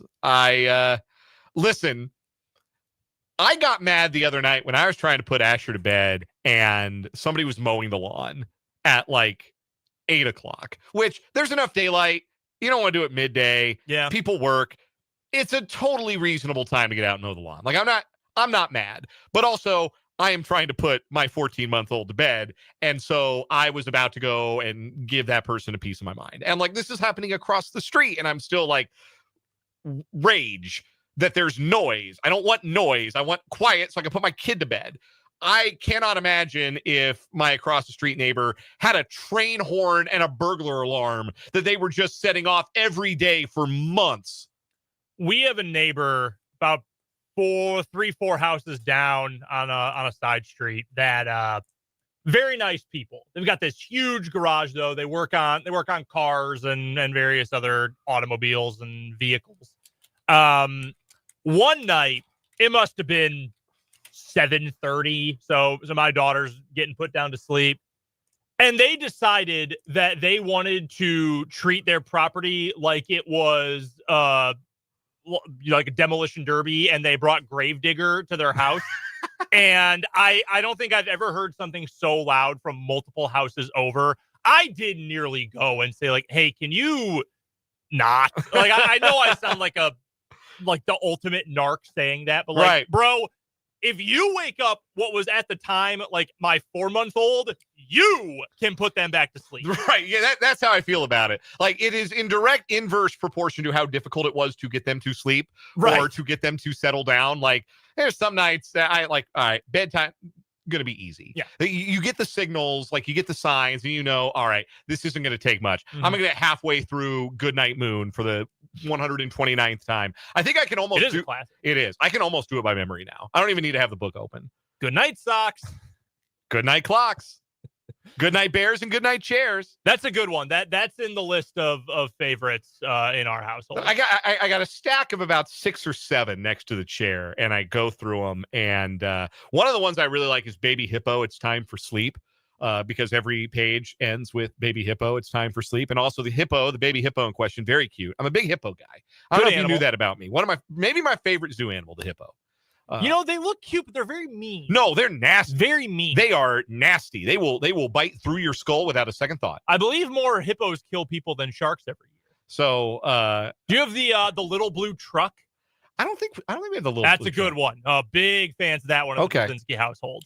We got llama, red pajama. Yep. My wife didn't like all the hip hop versions of that. She says, I just like reading the book. Like, I like Migos reading the book. I like Ludacris and Jid reading the book. I like those guys reading the book. But yeah, sometimes I know, like last night, got through the books. He started putting his blanket over his eyes. That means, all right, let's get him out of the rocking chair. Let's get him into his bedroom. And he was asleep on my shoulder before I even got to the bedroom. Boom. Easy peasy. Say 15. Yeah, those nights are the best. Bedtime's done. There's some nights, man, he's feeling his silliness and playing with his pacifier. And it's like, oh, it's going to be a long night. And then somebody mowing the lawn, and it's not your fault, but I'm really mad at you, man. No, it's their fault. I'm willing to say it. It is their fault. So, this is 580 Dad Talk. Been a minute since we've done that. It has been. Yeah, is everything good at home with your little one? It's been doing well. As far as I know, that might change when I get home here in a little bit. But yeah. As far as I know, it's going well. Yeah, you never know. Sometimes I get home and Ash is grumpy as hell. So hopefully we don't have one of those days. You're just in time to talk some Chiefs, Brendan. Perfect. It is our countdown to kickoff continuing today. We are now 21 days away from the Chiefs and the Chargers opening the 2025 regular season schedule. I'm ready. Yeah. Man, we have college football next Saturday, man. Yeah, man. It's crazy. 8 days. Man, I can't wait. Yeah. My readiness for football season is directly correlated with the Chicago Cubs' inability to hit anything. Yeah, man. Kyle Tucker turned into a pumpkin, didn't he? Dude, he's going to be so cheap to re-sign this offseason, though. Right side. Also, who knew that the Milwaukee Brewers were actually like the 1929 Philadelphia A's? Not me. Yeah, I didn't see that one coming either. Anyway, God, 21 days until Chiefs-Chargers. Number 21 for the Chiefs is Jaden Hicks, who happened to be the subject of Mitch Holthus' training camp report 2 days ago. So we were really close. 2 ships passing on that one. But the one trait that he talked about with Jaden Hicks that we saw on display last year, he only played like 300 defensive snaps last year. He had 3 interceptions. I went looking at the numbers the last 3 years for the Chiefs. Last year, they forced 20 turnovers, which was right in the middle of the league. I think they were tied for 14th in turnovers forced, right at about average number of turnovers. The year before that, 2023, they forced 17 turnovers, below average. Year before that, 2022, they forced 20 turnovers, right around average. So 3 years running now, the Chiefs have been average to slightly below average at taking the ball away from the opposition. The 2 years prior to that, for the record, they had 29 and 22 turnovers. And I think there's a difference between having a safety who makes plays on the ball, Tyrann Mathieu, and having a safety whose stock in trade was not necessarily making plays on the ball in Justin Reid. Justin Reid is a very good player, but Justin Reid is a different kind of good player than Tyrann Mathieu at his best. Tyrann Mathieu was the kind of guy who would take the ball away from you. That was always his thing. And that permeated the rest of the Chiefs secondary. I don't think it's a coincidence that they had higher turnover numbers when Tyrann Mathieu was on the team. Now, not all turnovers are interceptions or created by the defensive backfield, but I think that's where a lot of them come from. And Jaden Hicks appears to have a nose for creating those plays that maybe has been missing a little bit from the secondary the last couple of years. And if he can bring that in a more expanded role, hell, we saw him with an interception on the first drive of the preseason, picked off Kyler Murray. If that's an element that the Chiefs can get back to and do at an above average level in 2025, that's a reason to think that the 2025 Chiefs could be better than the 2024 Chiefs. You know, the takeaways have been something we've been harping on for, a long time now. It feels, you laid it out right there. And it's kind of amazing the Chiefs have had as much success as they've had defensively without all those turnovers. In fact, it's especially funny that last year they ticked up a little bit in that department, and it was a worse defense than it was the year before. Not that the Chiefs were a bad defense last year by any means, but it certainly was not the same group that it had been the year before. So I think if you can bring it, I have no problem with Trent McDuffie not being a guy who takes the ball away all that often, because he's not even targeted all that often, and he doesn't allow completions. He's not Trevon Diggs in Dallas, who is a good player when healthy. Or Marlon Humphrey in Baltimore is another example of this. They're good players. I'm not going to argue anything other. They're both very good, above average cornerbacks. When they are not picking off the ball, or they're not getting a hand on it, tipping it, deflecting it, whatever, they can get burned. Trevon Diggs, if he's not picking off the ball, he's getting cooked. Marlon Humphrey, you remember from week 1 last year, I think it was Xavier Worthy's receiving touchdown, his second touchdown of the game.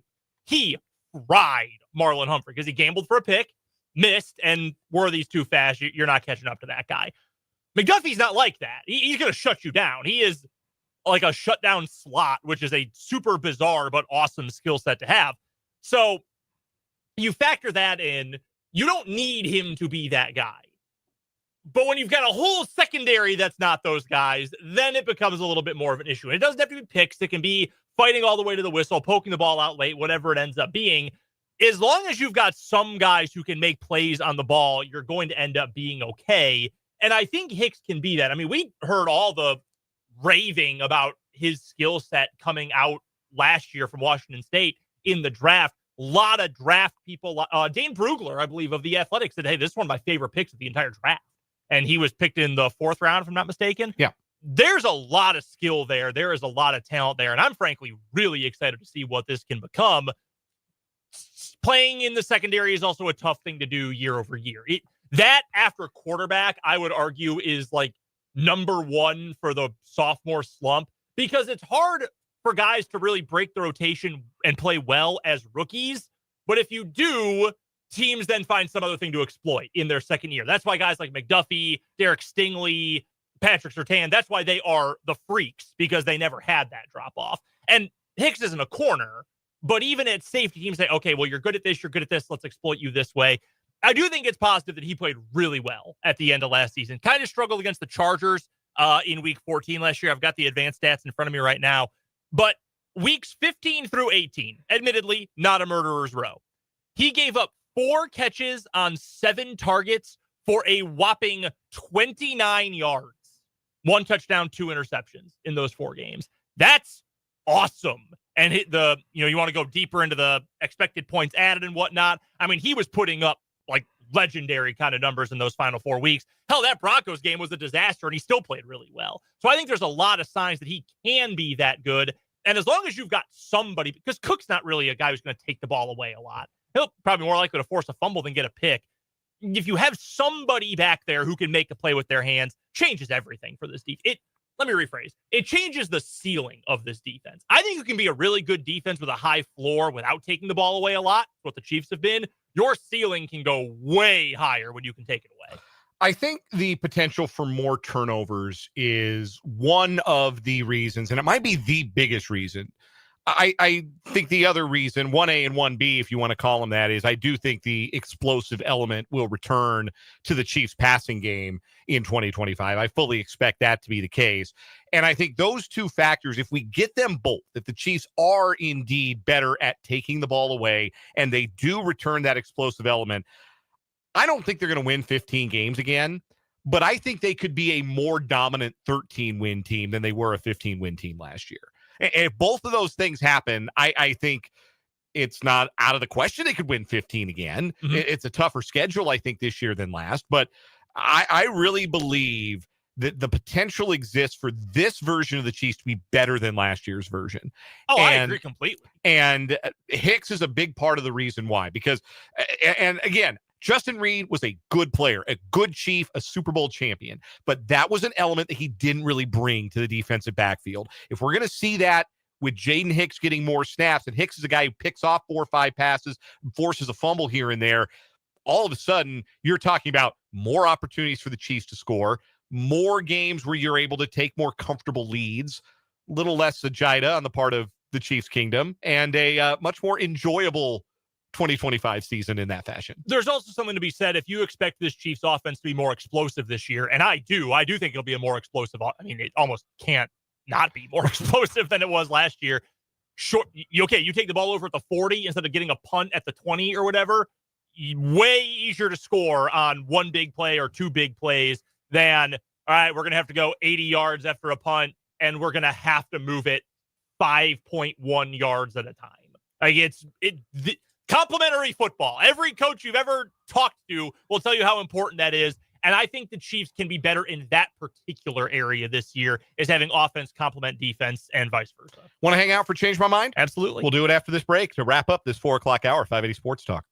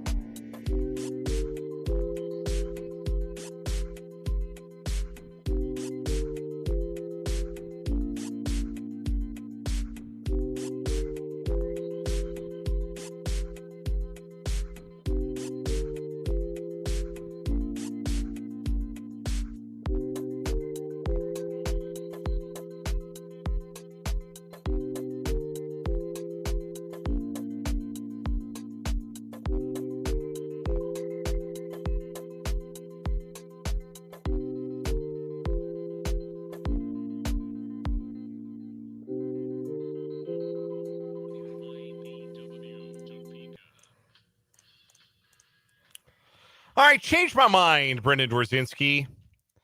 The Chiefs should find a spot somehow for Nico Remigio on the 53-man roster. No, I will not change your mind because I agree completely. We talked about this a few weeks ago, a couple months ago now, I guess.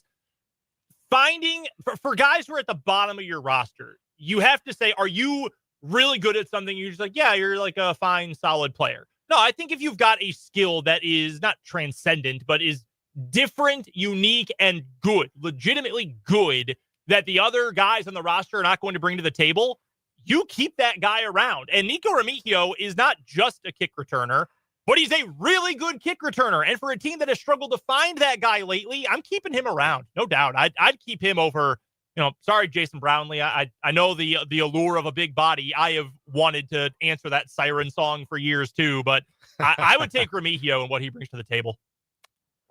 I like him. I think he's a good player. Change my mind. I've heard so much this college football offseason that the Big 12 has a lot of good teams, but no great teams, and all the teams are really clustered together. And I think that's true to a degree. 8.5 wins as the Vegas win total for Kansas State is insulting. Yeah, man. I feel like they ought to get 9, and double-digit wins should be the expectation, Mm-hmm. I think, agree. For Kansas State. So, yeah, 8.5 seems a little low, and I think it's a reflection of how much they've struggled to maybe win the games they're supposed to win. Every year, it seems like they have an unnecessary pratfall. Yep. But if they avoid that this year, yeah, they're going at least 10-2. I agree. I think they're winning the league. We'll take a timeout. 5 o'clock hour. We got headlines. We'll hear from Mitch Holthus. We'll do an Ask Me Anything because it's a Friday here on 580 Sports Talk.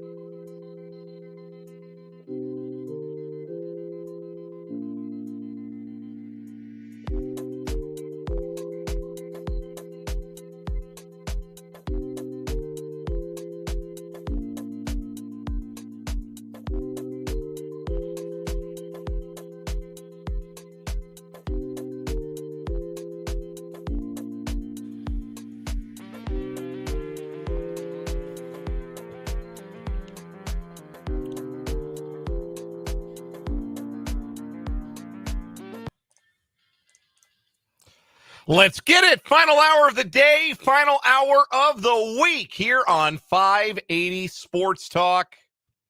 Once again, my name is Dan Lucero, solo dolo for this final hour of the day here on the Sports Voice of Kansas, 580 WIBW, FM 104.9, online at 580WIBW.com, and in living color, our YouTube channel, 580 Sports Talk, our Facebook page, WIBW News. Thanks for tuning in, hanging out.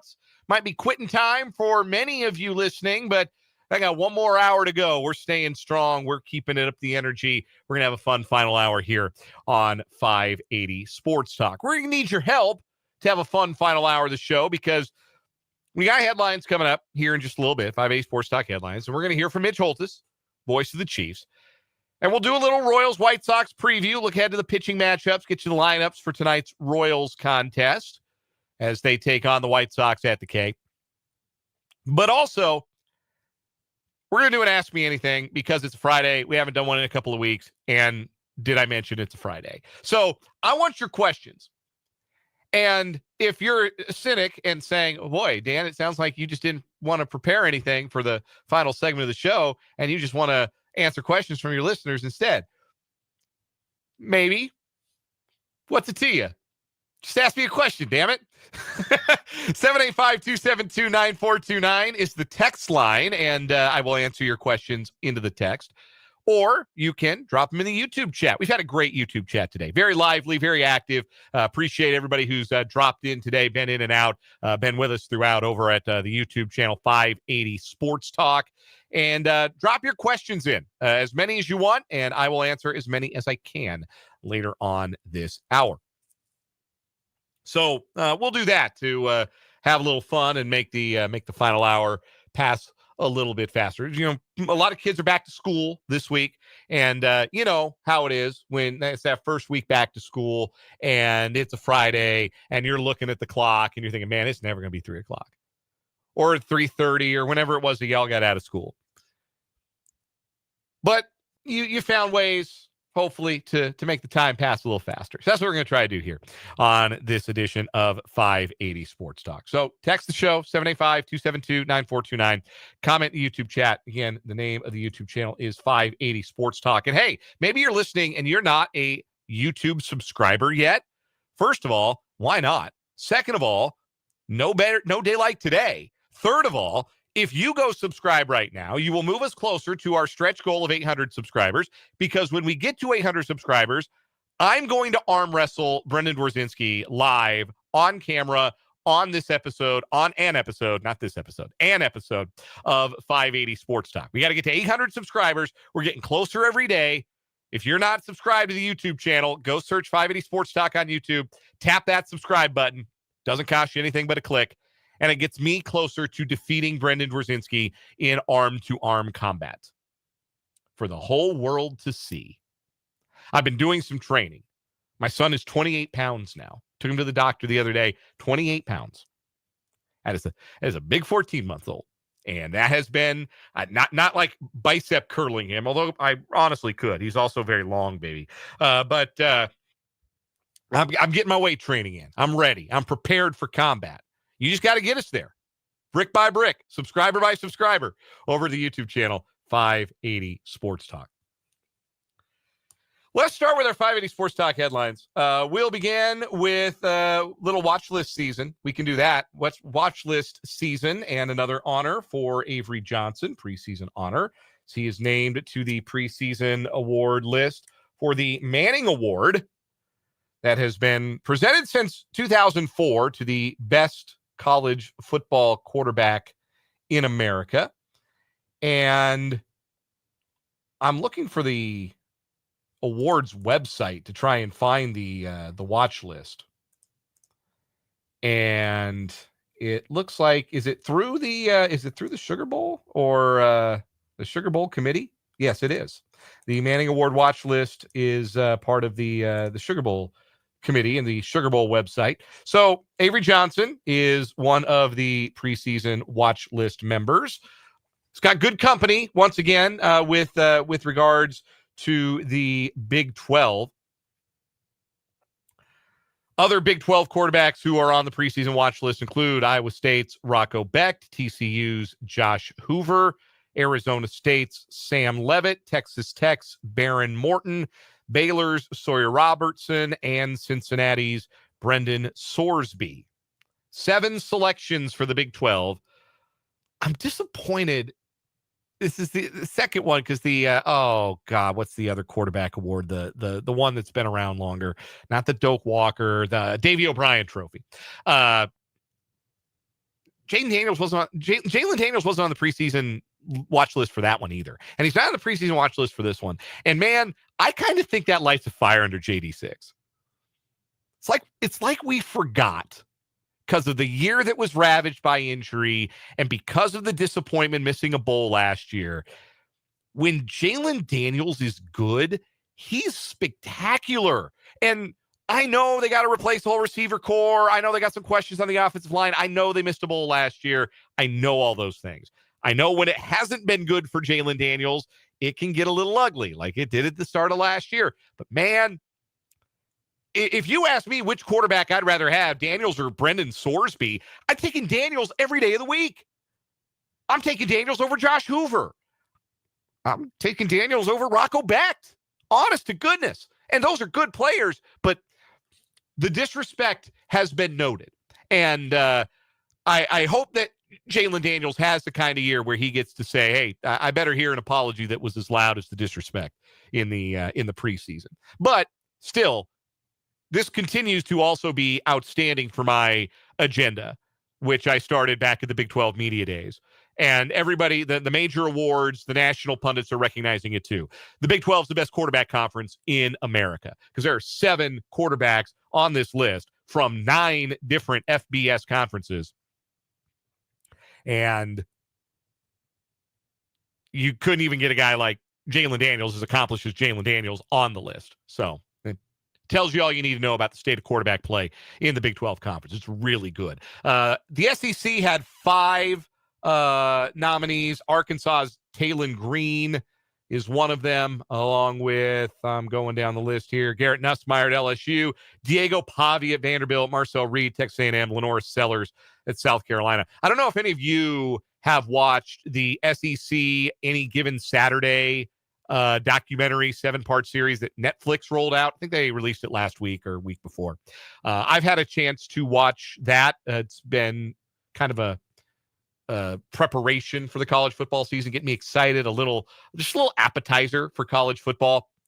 If you know a lot about college football, a lot of it will be really like overly simplistic to you. Like, I do not need Andy Staples as the Greek chorus. And this is not a knock on Andy Staples, who I think is very good at his job. I like Andy Staples. I like his work. But I don't need him to pop up on camera to tell me, when Alabama and Vanderbilt play, usually Alabama wins by a lot. Like, yeah, I know. I followed college football longer than 5 minutes. I know this stuff. But, that's the nature of the Netflix sports documentary. They are going to try and attract people who are not necessarily followers of that sport in the same way, and they're going to over-explain everything. It was one of the things that bothered me about Full Swing. I know how the PGA Tour works. I know what it means to miss the cut, Amanda Balionis. I'm not complaining about you being on camera, but I also know what making the cut means. You don't have to, the show did not have to explain that to me. But anyway, if you can get past that, it's an entertaining 7 episodes. And my 2 favorite people coming out of the show, Shane Beamer, the coach at South Carolina, who I would run through a brick wall for, and Diego Pavia. I think he's my favorite quarterback in the country. Just a little pudgy street fighter of a quarterback who got the extra year, got Vanderbilt to a bowl last year, beat Alabama. Diego Pavia rules. He's been one of my favorite quarterbacks.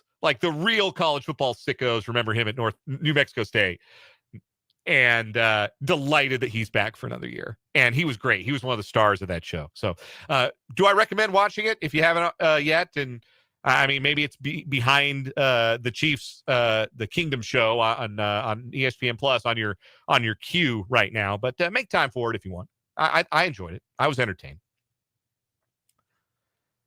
So that is our first headline today. We got another college football headline The penalties have finally been handed down in the Michigan football sign stealing case.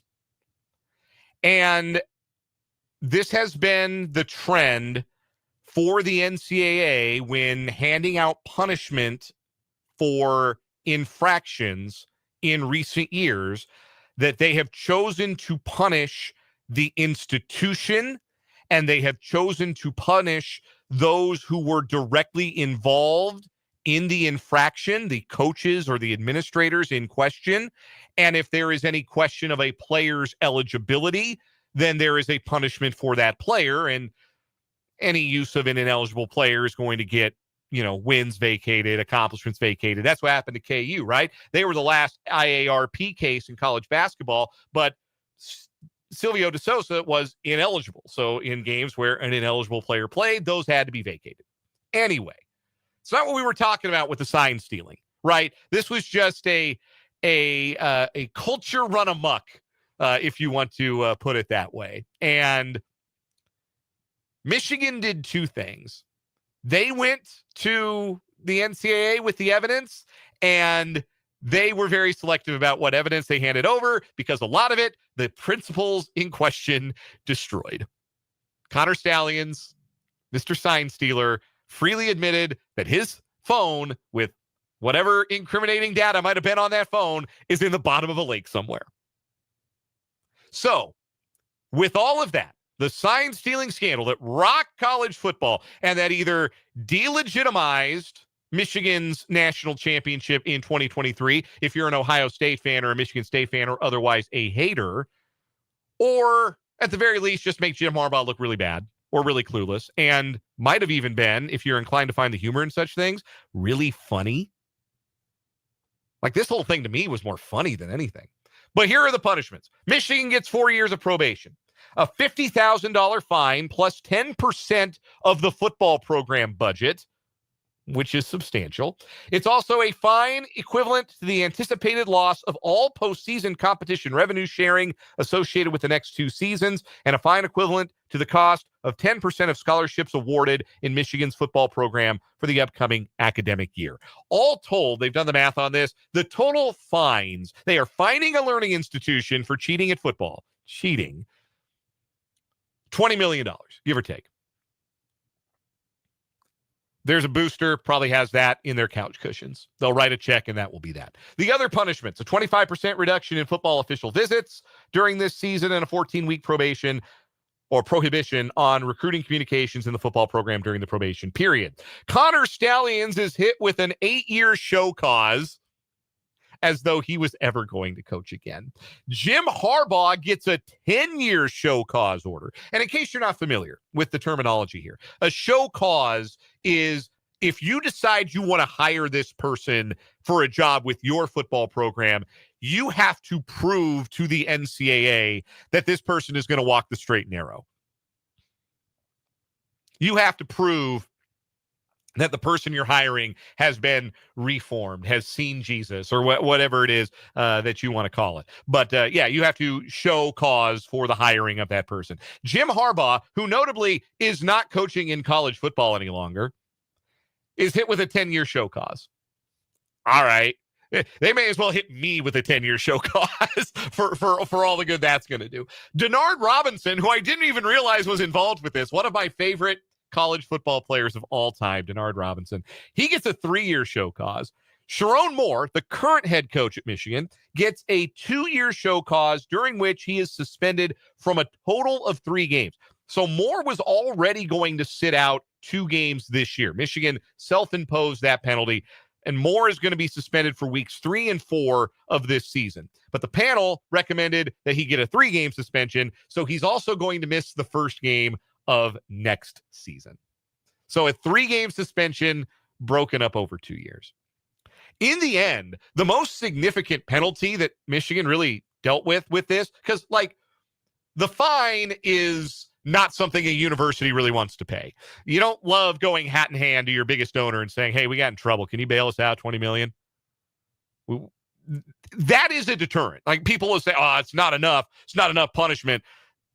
I don't think anybody ever relishes writing a $20 million check for somebody's misdeeds to make something go away.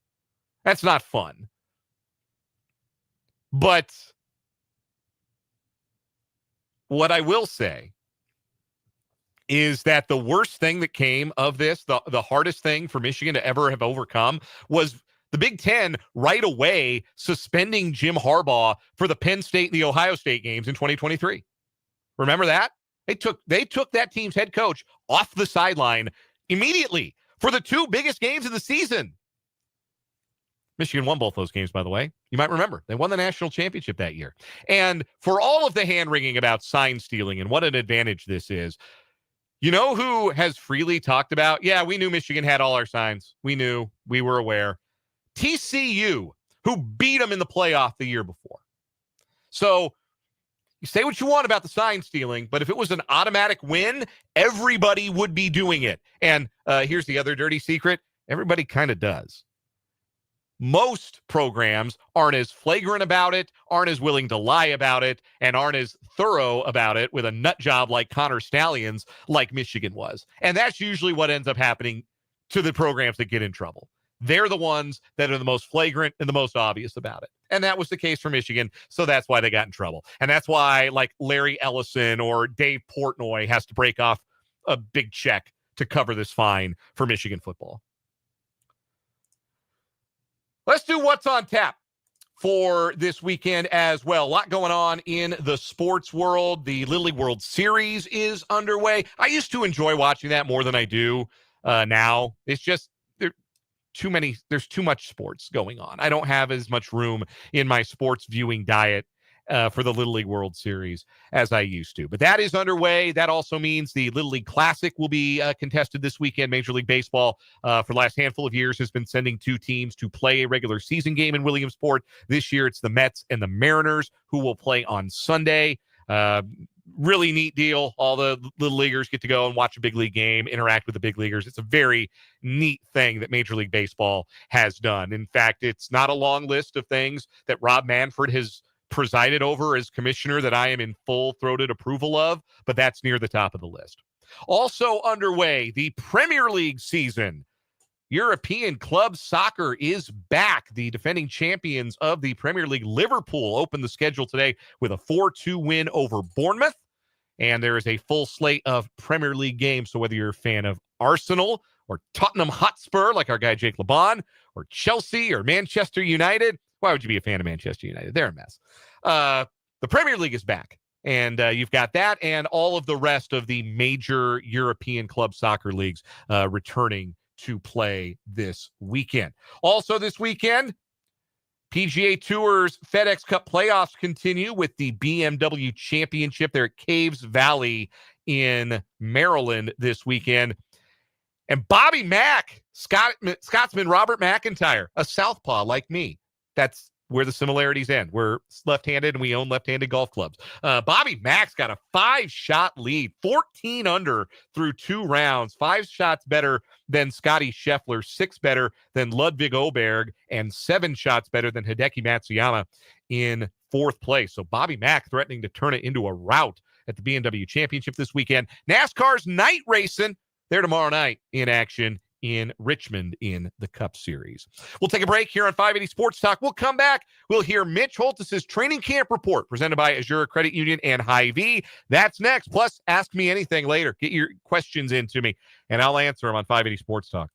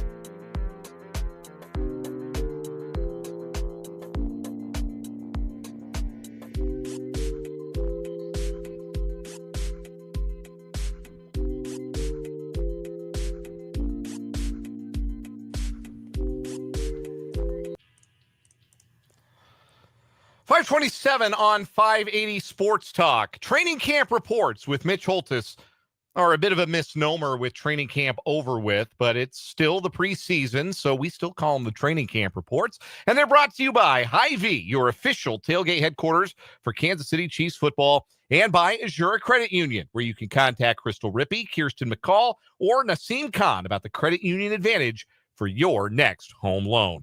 Mitch is preoccupied presently. He's getting the booth set up in Lumen Field in Seattle for tonight's Game 2 of the preseason between the Chiefs and the Seahawks. Pre-game coverage starting at 8 o'clock with a kickoff at 9 p.m. You can hear it over on our sister station tonight, the Big 94.5 Country, so we can bring you Royals baseball here on 580 WIBW.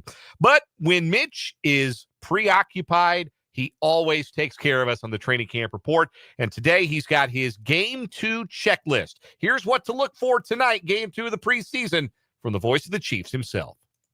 All right, fellas, it's a game night. I hope you're wearing your jerseys today around WIBW and there's a pep rally right after this segment. Okay, here's your checklist. Chiefs and Seahawks tonight. It's going to be a late one, 9 o'clock kickoff Central Time.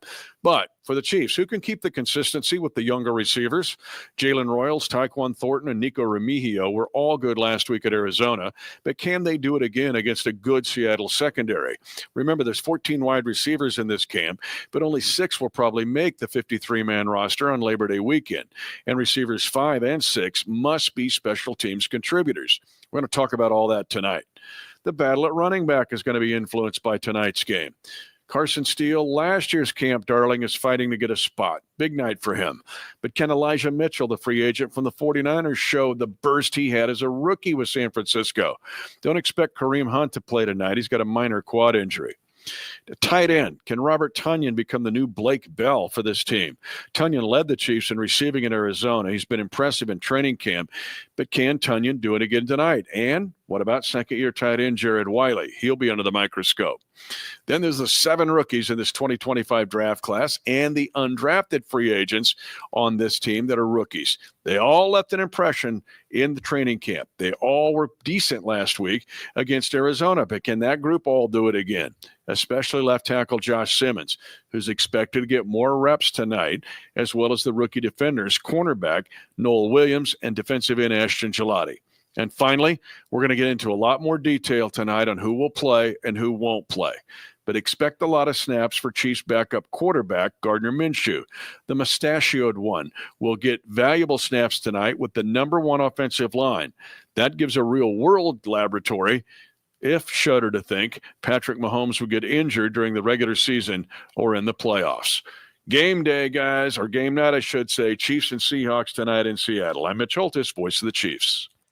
Thank you very much, Mitch, for that checklist. Again, you can hear his broadcast tonight over on our sister station, the Big 94.5 Country. Interesting note there at the end. Did you catch it? Gardner Minshew going to play a lot tonight. We already didn't expect to see Patrick Mahomes, but he says he's going to play behind the first team offensive line. So that means I would expect to see the first unit in full. Matt Derrick alluded to that as well when we talked to him back in the 3 o'clock hour. And we'll see Simmons, Suamataia, Humphrey, Smith, and Taylor at least for a series together. And you might even see a little bit more than that from Suamataia, particularly maybe Simmons. And maybe it is valuable to have those guys for, depending on the length of the first series, an additional series just so they can continue to work together as a group. One of many things that'll be worth watching tonight as the Chiefs and the Seahawks play in the second of 3 preseason games. We'll take a time out here on 580 Sports Talk. We'll come back, have some thoughts on the Royals and the White Sox, the series this weekend at the K, a look at tonight's Royals lineup. But I really just want to answer your questions. It's an Ask Me Anything final segment of the day, final segment of the week. So get your questions in on the text line, 785-272-9429. Hit me up in the YouTube chat if you are watching on our YouTube stream, 580 Sports Talk. And I'll just take your questions. We'll riff and we'll have a good time here. Final half hour, 580 Sports Talk next.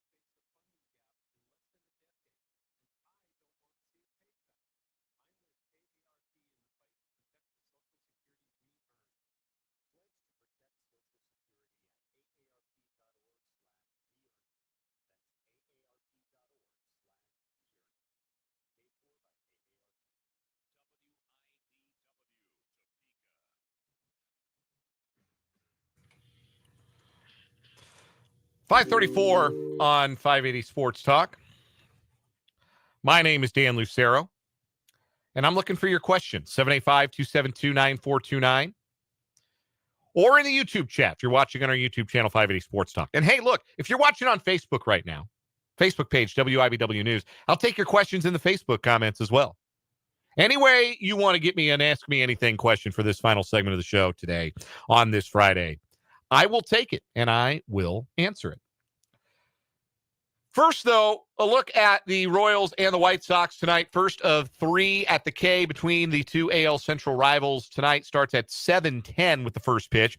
Pregame coverage at 6:30, meaning we'll have some 580 Sports Talk overtime a little bit later on.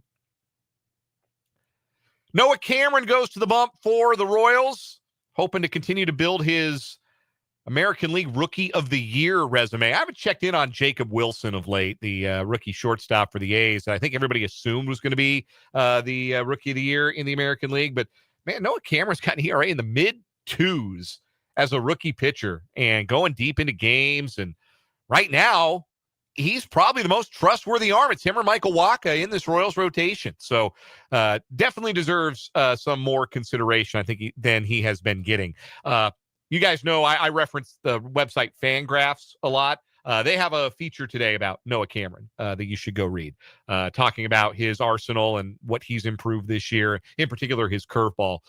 It's not too, if you get intimidated by some of the nerd numbers we throw at you sometimes, some of the stats, it's a little more meat and potatoes, just Noah Cameron talking about his arsenal. It's over at fangraphs.com today. I encourage anybody to go read it.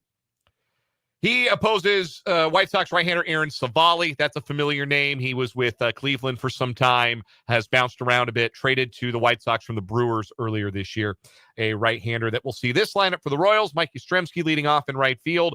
Bobby Witt Jr. at short, Vinny Pasquantino at first. Maikel Garcia back in the cleanup spot at third base. And Salvador Perez doing the catching. Adam Frazier will bat sixth and DH. Then Jonathan India at second base. Nick Lofton in left field. And Kyle Isbell in center. White Sox will go with Miguel Vargas at first base leading off. Curtis Mead, who I didn't realize they had.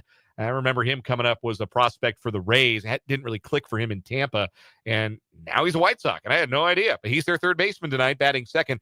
Luis Robert Jr. is the center fielder, batting third. Colson Montgomery, who was a big prospect, he's been red hot since the White Sox called him up. He's going to hit cleanup.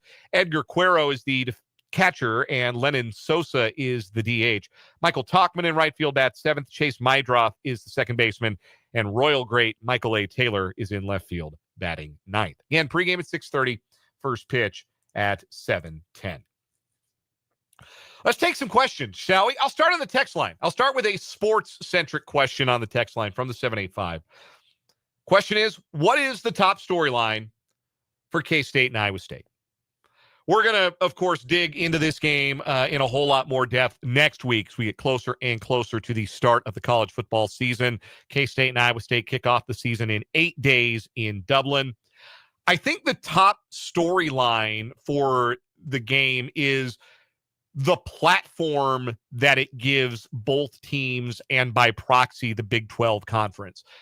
It is the first college football game for all intents and purposes. It's the first big national matchup, 2 top 25 teams, conference game, exclusive TV window. Everybody's going to be watching. And so the fact that it has that sort of importance when it comes to the perception of the Big 12 and the perception of both teams, whoever wins and whoever loses coming out of this game, I think that's the biggest storyline. That's the most fascinating part of this game to me, that it is so important for the Big 12. Now, I think the loser of this game can still factor in the Big 12 race. In fact, I believe that was my prediction back about a month ago at Big 12 Media Days when I gave my preseason media poll that nobody asked for this year because Brett Yormark didn't want my opinion or any media member's opinion on how the league was going to finish. But I believe my prediction was the first game would be the last game, that I think it's going to be Iowa State and Kansas State in Arlington in December. So A loss is not fatal by any stretch of the imagination, but a good performance, or an especially bad one, if the team that loses emphatically, that will color their perception the rest of the season when it comes to things like playoff consideration, the Big 12's playoff consideration. There might not be a bigger platform for a Big 12 game all year than this one. So it's a first impression, and both teams want to make it count. That, to me, is the top storyline. Thank you for the question from the 785. We'll stay on the text line from the 316. Ever think about having LeBron come in for a celebrity cameo? Jake knows, and I had lunch earlier this week with Jake. He's doing well. Jake knows, and everybody who's ever been a part of this show knows.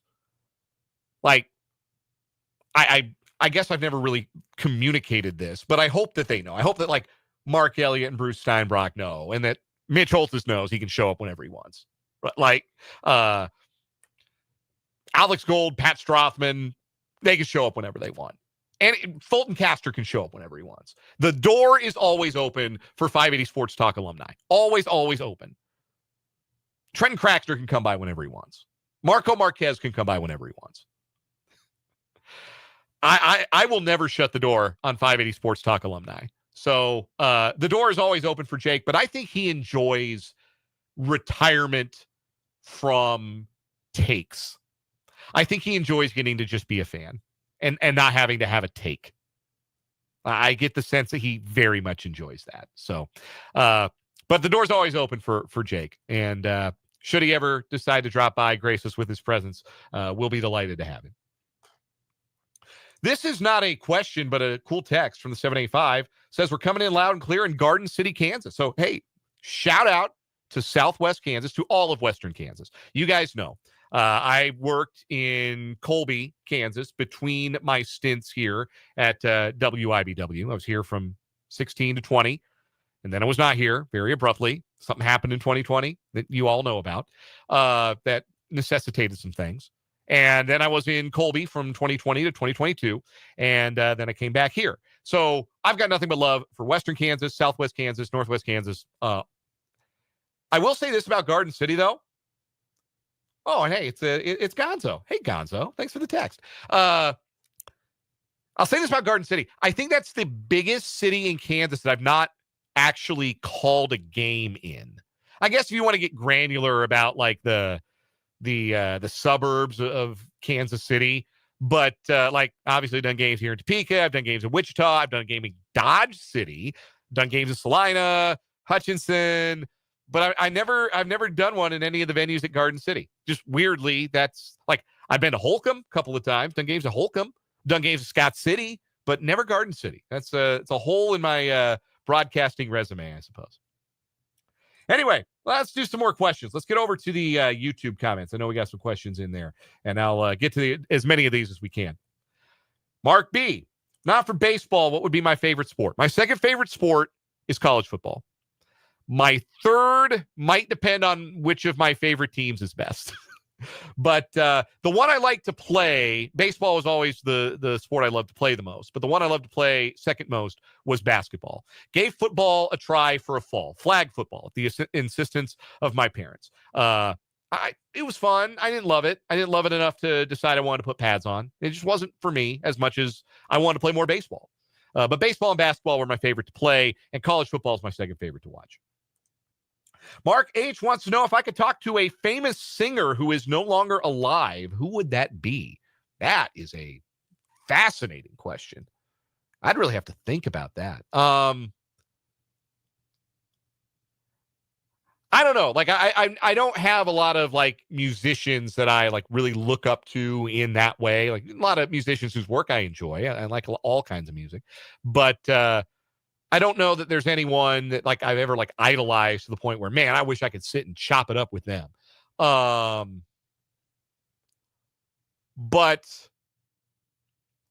I'll go with Chris Cornell of Soundgarden. That's the one that came to mind first. One of my favorite artists, one of my favorite vocalists ever. I'll go Chris Cornell.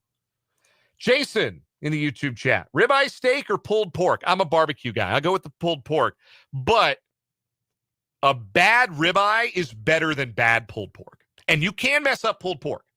If you get pulled pork wrong, it's stringy and it's not edible.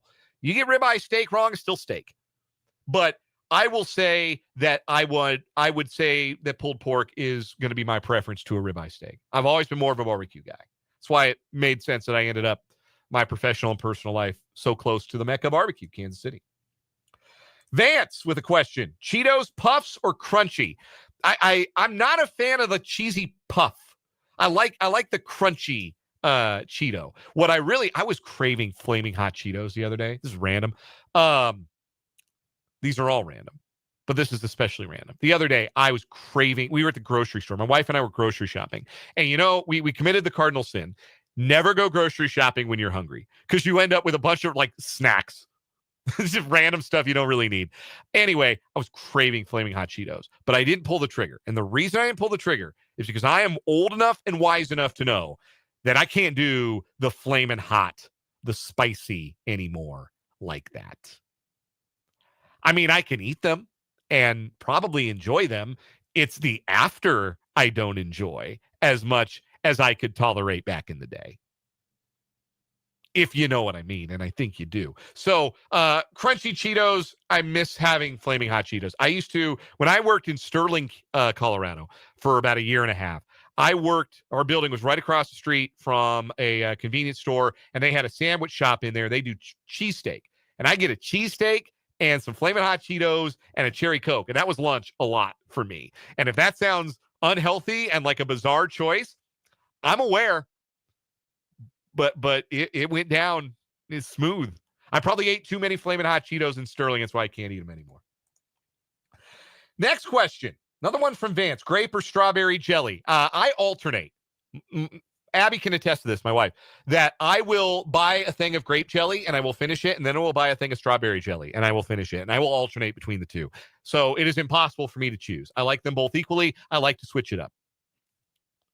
But both is the correct answer there. I have this question on both the YouTube and the text line. Texted from the 785, and the question from the text line was, will your son play baseball? And Mark B asking, what sport would you like to see Asher play when he gets competition ready? So my son's 14 months old, right? We're a long way to go. Like, he's got a little Fisher-Price basketball hoop, and he likes to go up to that with his basketball and do slam dunks, and we all celebrate, and he claps, and that's really fun. That doesn't necessarily mean I think I'm raising the next Nikola Jokic. I don't think he's going to be 7 feet tall, for one thing. That would be stunning. That would be very surprising. So obviously it's way too early for there to be any like indication one way or another. Oh yeah, my son likes this. My son is going to play this sport. I would love for him to play baseball. I could teach him is the first thing. I can teach him how to play in a way that I'm not as equipped probably to teach him how to play like tennis or teach him how to play basketball. Like, I know a little basketball. I can teach him how to shoot. Can I teach him how to play defense? I can teach him how to shoot. But baseball, like I have a handle. I've coached youth league and I've coached high school, and I've got enough of a handle on that would be the easiest one for me to be able to translate to him should he decide to play it. I'm going to be a little iffy on little kid tackle football. I might do what my parents did and say, hey, you want to play football? Give flag a try. And if you like flag, then we'll see about doing we'll see about putting the pads on. But give flag a try to see if this is something you really like. We'll pass on the head trauma at the earliest ages. But if that's something he wants to do in the long haul, and the way he pushes the stools around and the chairs around in our kitchen, it's like he's moving a blocking sled. He's got good feet. We might have an offensive lineman. We really might. I wouldn't discourage that. I won't discourage anything, really. I just want him to. I want him to find a sport. I want him to find something that he enjoys. And we're a long way towards knowing exactly what that's going to be. But I will say, I'm a little disappointed that it seems like he prefers throwing with his right hand. I was really hoping he'd be a lefty. Right now, it kind of looks like he's a righty. I've threatened jokingly to tie his right hand behind his back if I have to. My wife doesn't think that's very funny. Does not think that's a funny joke. But yeah, it looks like he might be a righty, and then he can mirror what I do because I do everything left-handed. But I'm looking forward to it. I'm looking forward to the day, it gets his first baseball glove and we really start being able to do that. But right now he's 14 months and we're just working on walking. Next question. Let's go. Text line points out that Asher's father-in-law could teach him some golf. He's talking about my wife's dad, who, for listeners who may be aware, apparently this one is, that my father-in-law has been a golf coach up at Jeff West for a long time. My dad is a decent golfer. He can break 80 on a good day. My father-in-law is probably a little better. I hope my dad didn't hear me say that. Next question from the text line 785. Tamales or burritos? Ooh, man.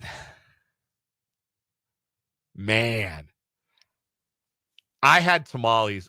The best tamales I've ever had. This is no joke. There's a food truck in Colby, Kansas. There's a food truck. It's set up outside like the building that has the DMV. Los Jarochos, it's called. If you're ever in Colby, it's right on Range Avenue, the main drag. Get the tamales. I could have eaten 24 tamales from that truck, like in a sitting. They were so good. I will say tamales have the higher ceiling. Hard to mess up a burrito. You can mess up a tamale. Hard to mess up a burrito. But tamale, higher ceiling. I'll go there. Mark in the YouTube comments, what was your favorite position to play on the diamond? I was a pitcher, and I loved to pitch. CC Sabathia had this great quote about pitching where he said the thing he loved most about it was that there are 50,000 people in the Bronx and nothing starts until I say it does. It's a little more, there's a little more color, a little more profanity in the quote, but you get the gist.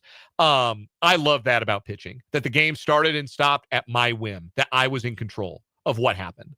I loved to pitch. It also, as I got older, became much harder for me to hit. So I was a pitcher only there for after a while, but pitching was always my favorite. As soon as I could pitch, that's what I wanted to do. So that was my favorite. Let's see if I've got one more question here. Jeffrey in the Facebook comments. Hello, Jeffrey. What's for dinner tonight? He's going with some cereal. Cereal's a good choice. Cereal I like is like a midnight snack, like if I didn't get enough for dinner. That is a great question, Jeffrey. I don't know the answer. Let me see if my wife has texted. She is not. So I don't know what's for dinner tonight. We had some soy ginger meatballs over rice last night with some roasted carrots that I made. But tonight we don't have anything previously prepared or anything like that. So I don't know what dinner's going to be tonight. I have no idea. I would like to get my wife something that she really likes because this is first week back at school. It's a hard week for her. So I'm going to let her pick. She gets to choose tonight, whatever she wants. That's going to be the answer. One more question. This is a good one from the 785. Which Major League Baseball team will be Asher's first in-person game? That is a great question, and I have agonized over this. I want to take Asher to his first big league game when he will remember his first big league game. So I don't remember mine. My first game, I was 8 months old. My parents, I was born in Michigan. People maybe don't know that. I moved to Colorado when I was like 2. So I have no memories, but I was born in Michigan. And my parents took me to a Tiger game. Tiger Stadium, Tigers Angels, 1987. Lou Whitaker hit a walk-off home run. But I was 8 months old. I don't remember. The game I remember as my first big league game was at the old Mile High Stadium when the Rockies came to town in 1993. So I would like to wait for Asher to be able to remember his first big league game. So we haven't been in a rush. We haven't gotten him out to the K yet this year. I would love for his first game to be at either Coors Field or Kauffman Stadium because those are my two favorite stadiums. And I haven't made that call yet. I haven't. It's going to be a hard one. I'm going to tell you this. His first game might be at Coors Field, but I am not going to force him to be a Rockies fan. That is a generational curse that I will not put on my son. And that's a good place to end the Ask Me Anything today. Great questions, guys. That was fun. We'll take a break, come back with a final word after this.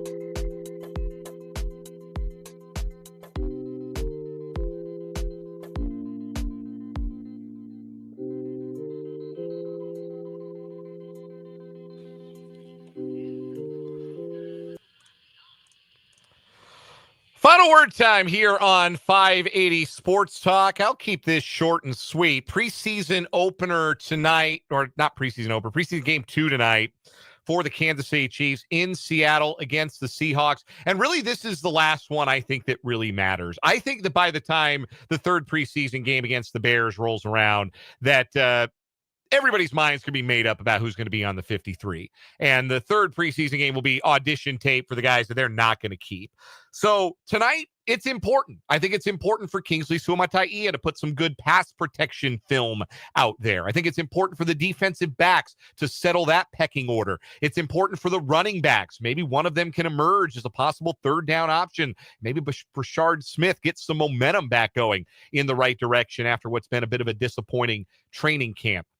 It's important for a lot of guys. So this game, I think, will have a little more of the intensity than any of the other 2 preseason games that you get. And I hope that it is intense and competitive and entertaining and not sloppy, because if I'm going to stay up till midnight to watch some damn preseason football, it better at least be some good preseason football. Am I right? That's coming up on our sister station tonight, the Big 94.5 Country. Pregame at 8, kickoff at 9 from Seattle. You can listen to the Chiefs Radio Network on the Big 94.5 Country. Royals baseball coming up in about a little over half an hour. Pregame coverage, 6:30 pregame, 7:10 first pitch tonight from the K as the Royals open the series against the Chicago White Sox. Enjoy those games tonight. Enjoy Royals baseball this weekend. We'll be back on Monday from 3 until 6. It'll be game week for KU and K-State and for the Chiefs, and we'll have plenty to talk about coming up on Monday. Until then, my name is Dan Lucero. This was 580 Sports Talk. Thanks for hanging out. Have a great weekend. Good night.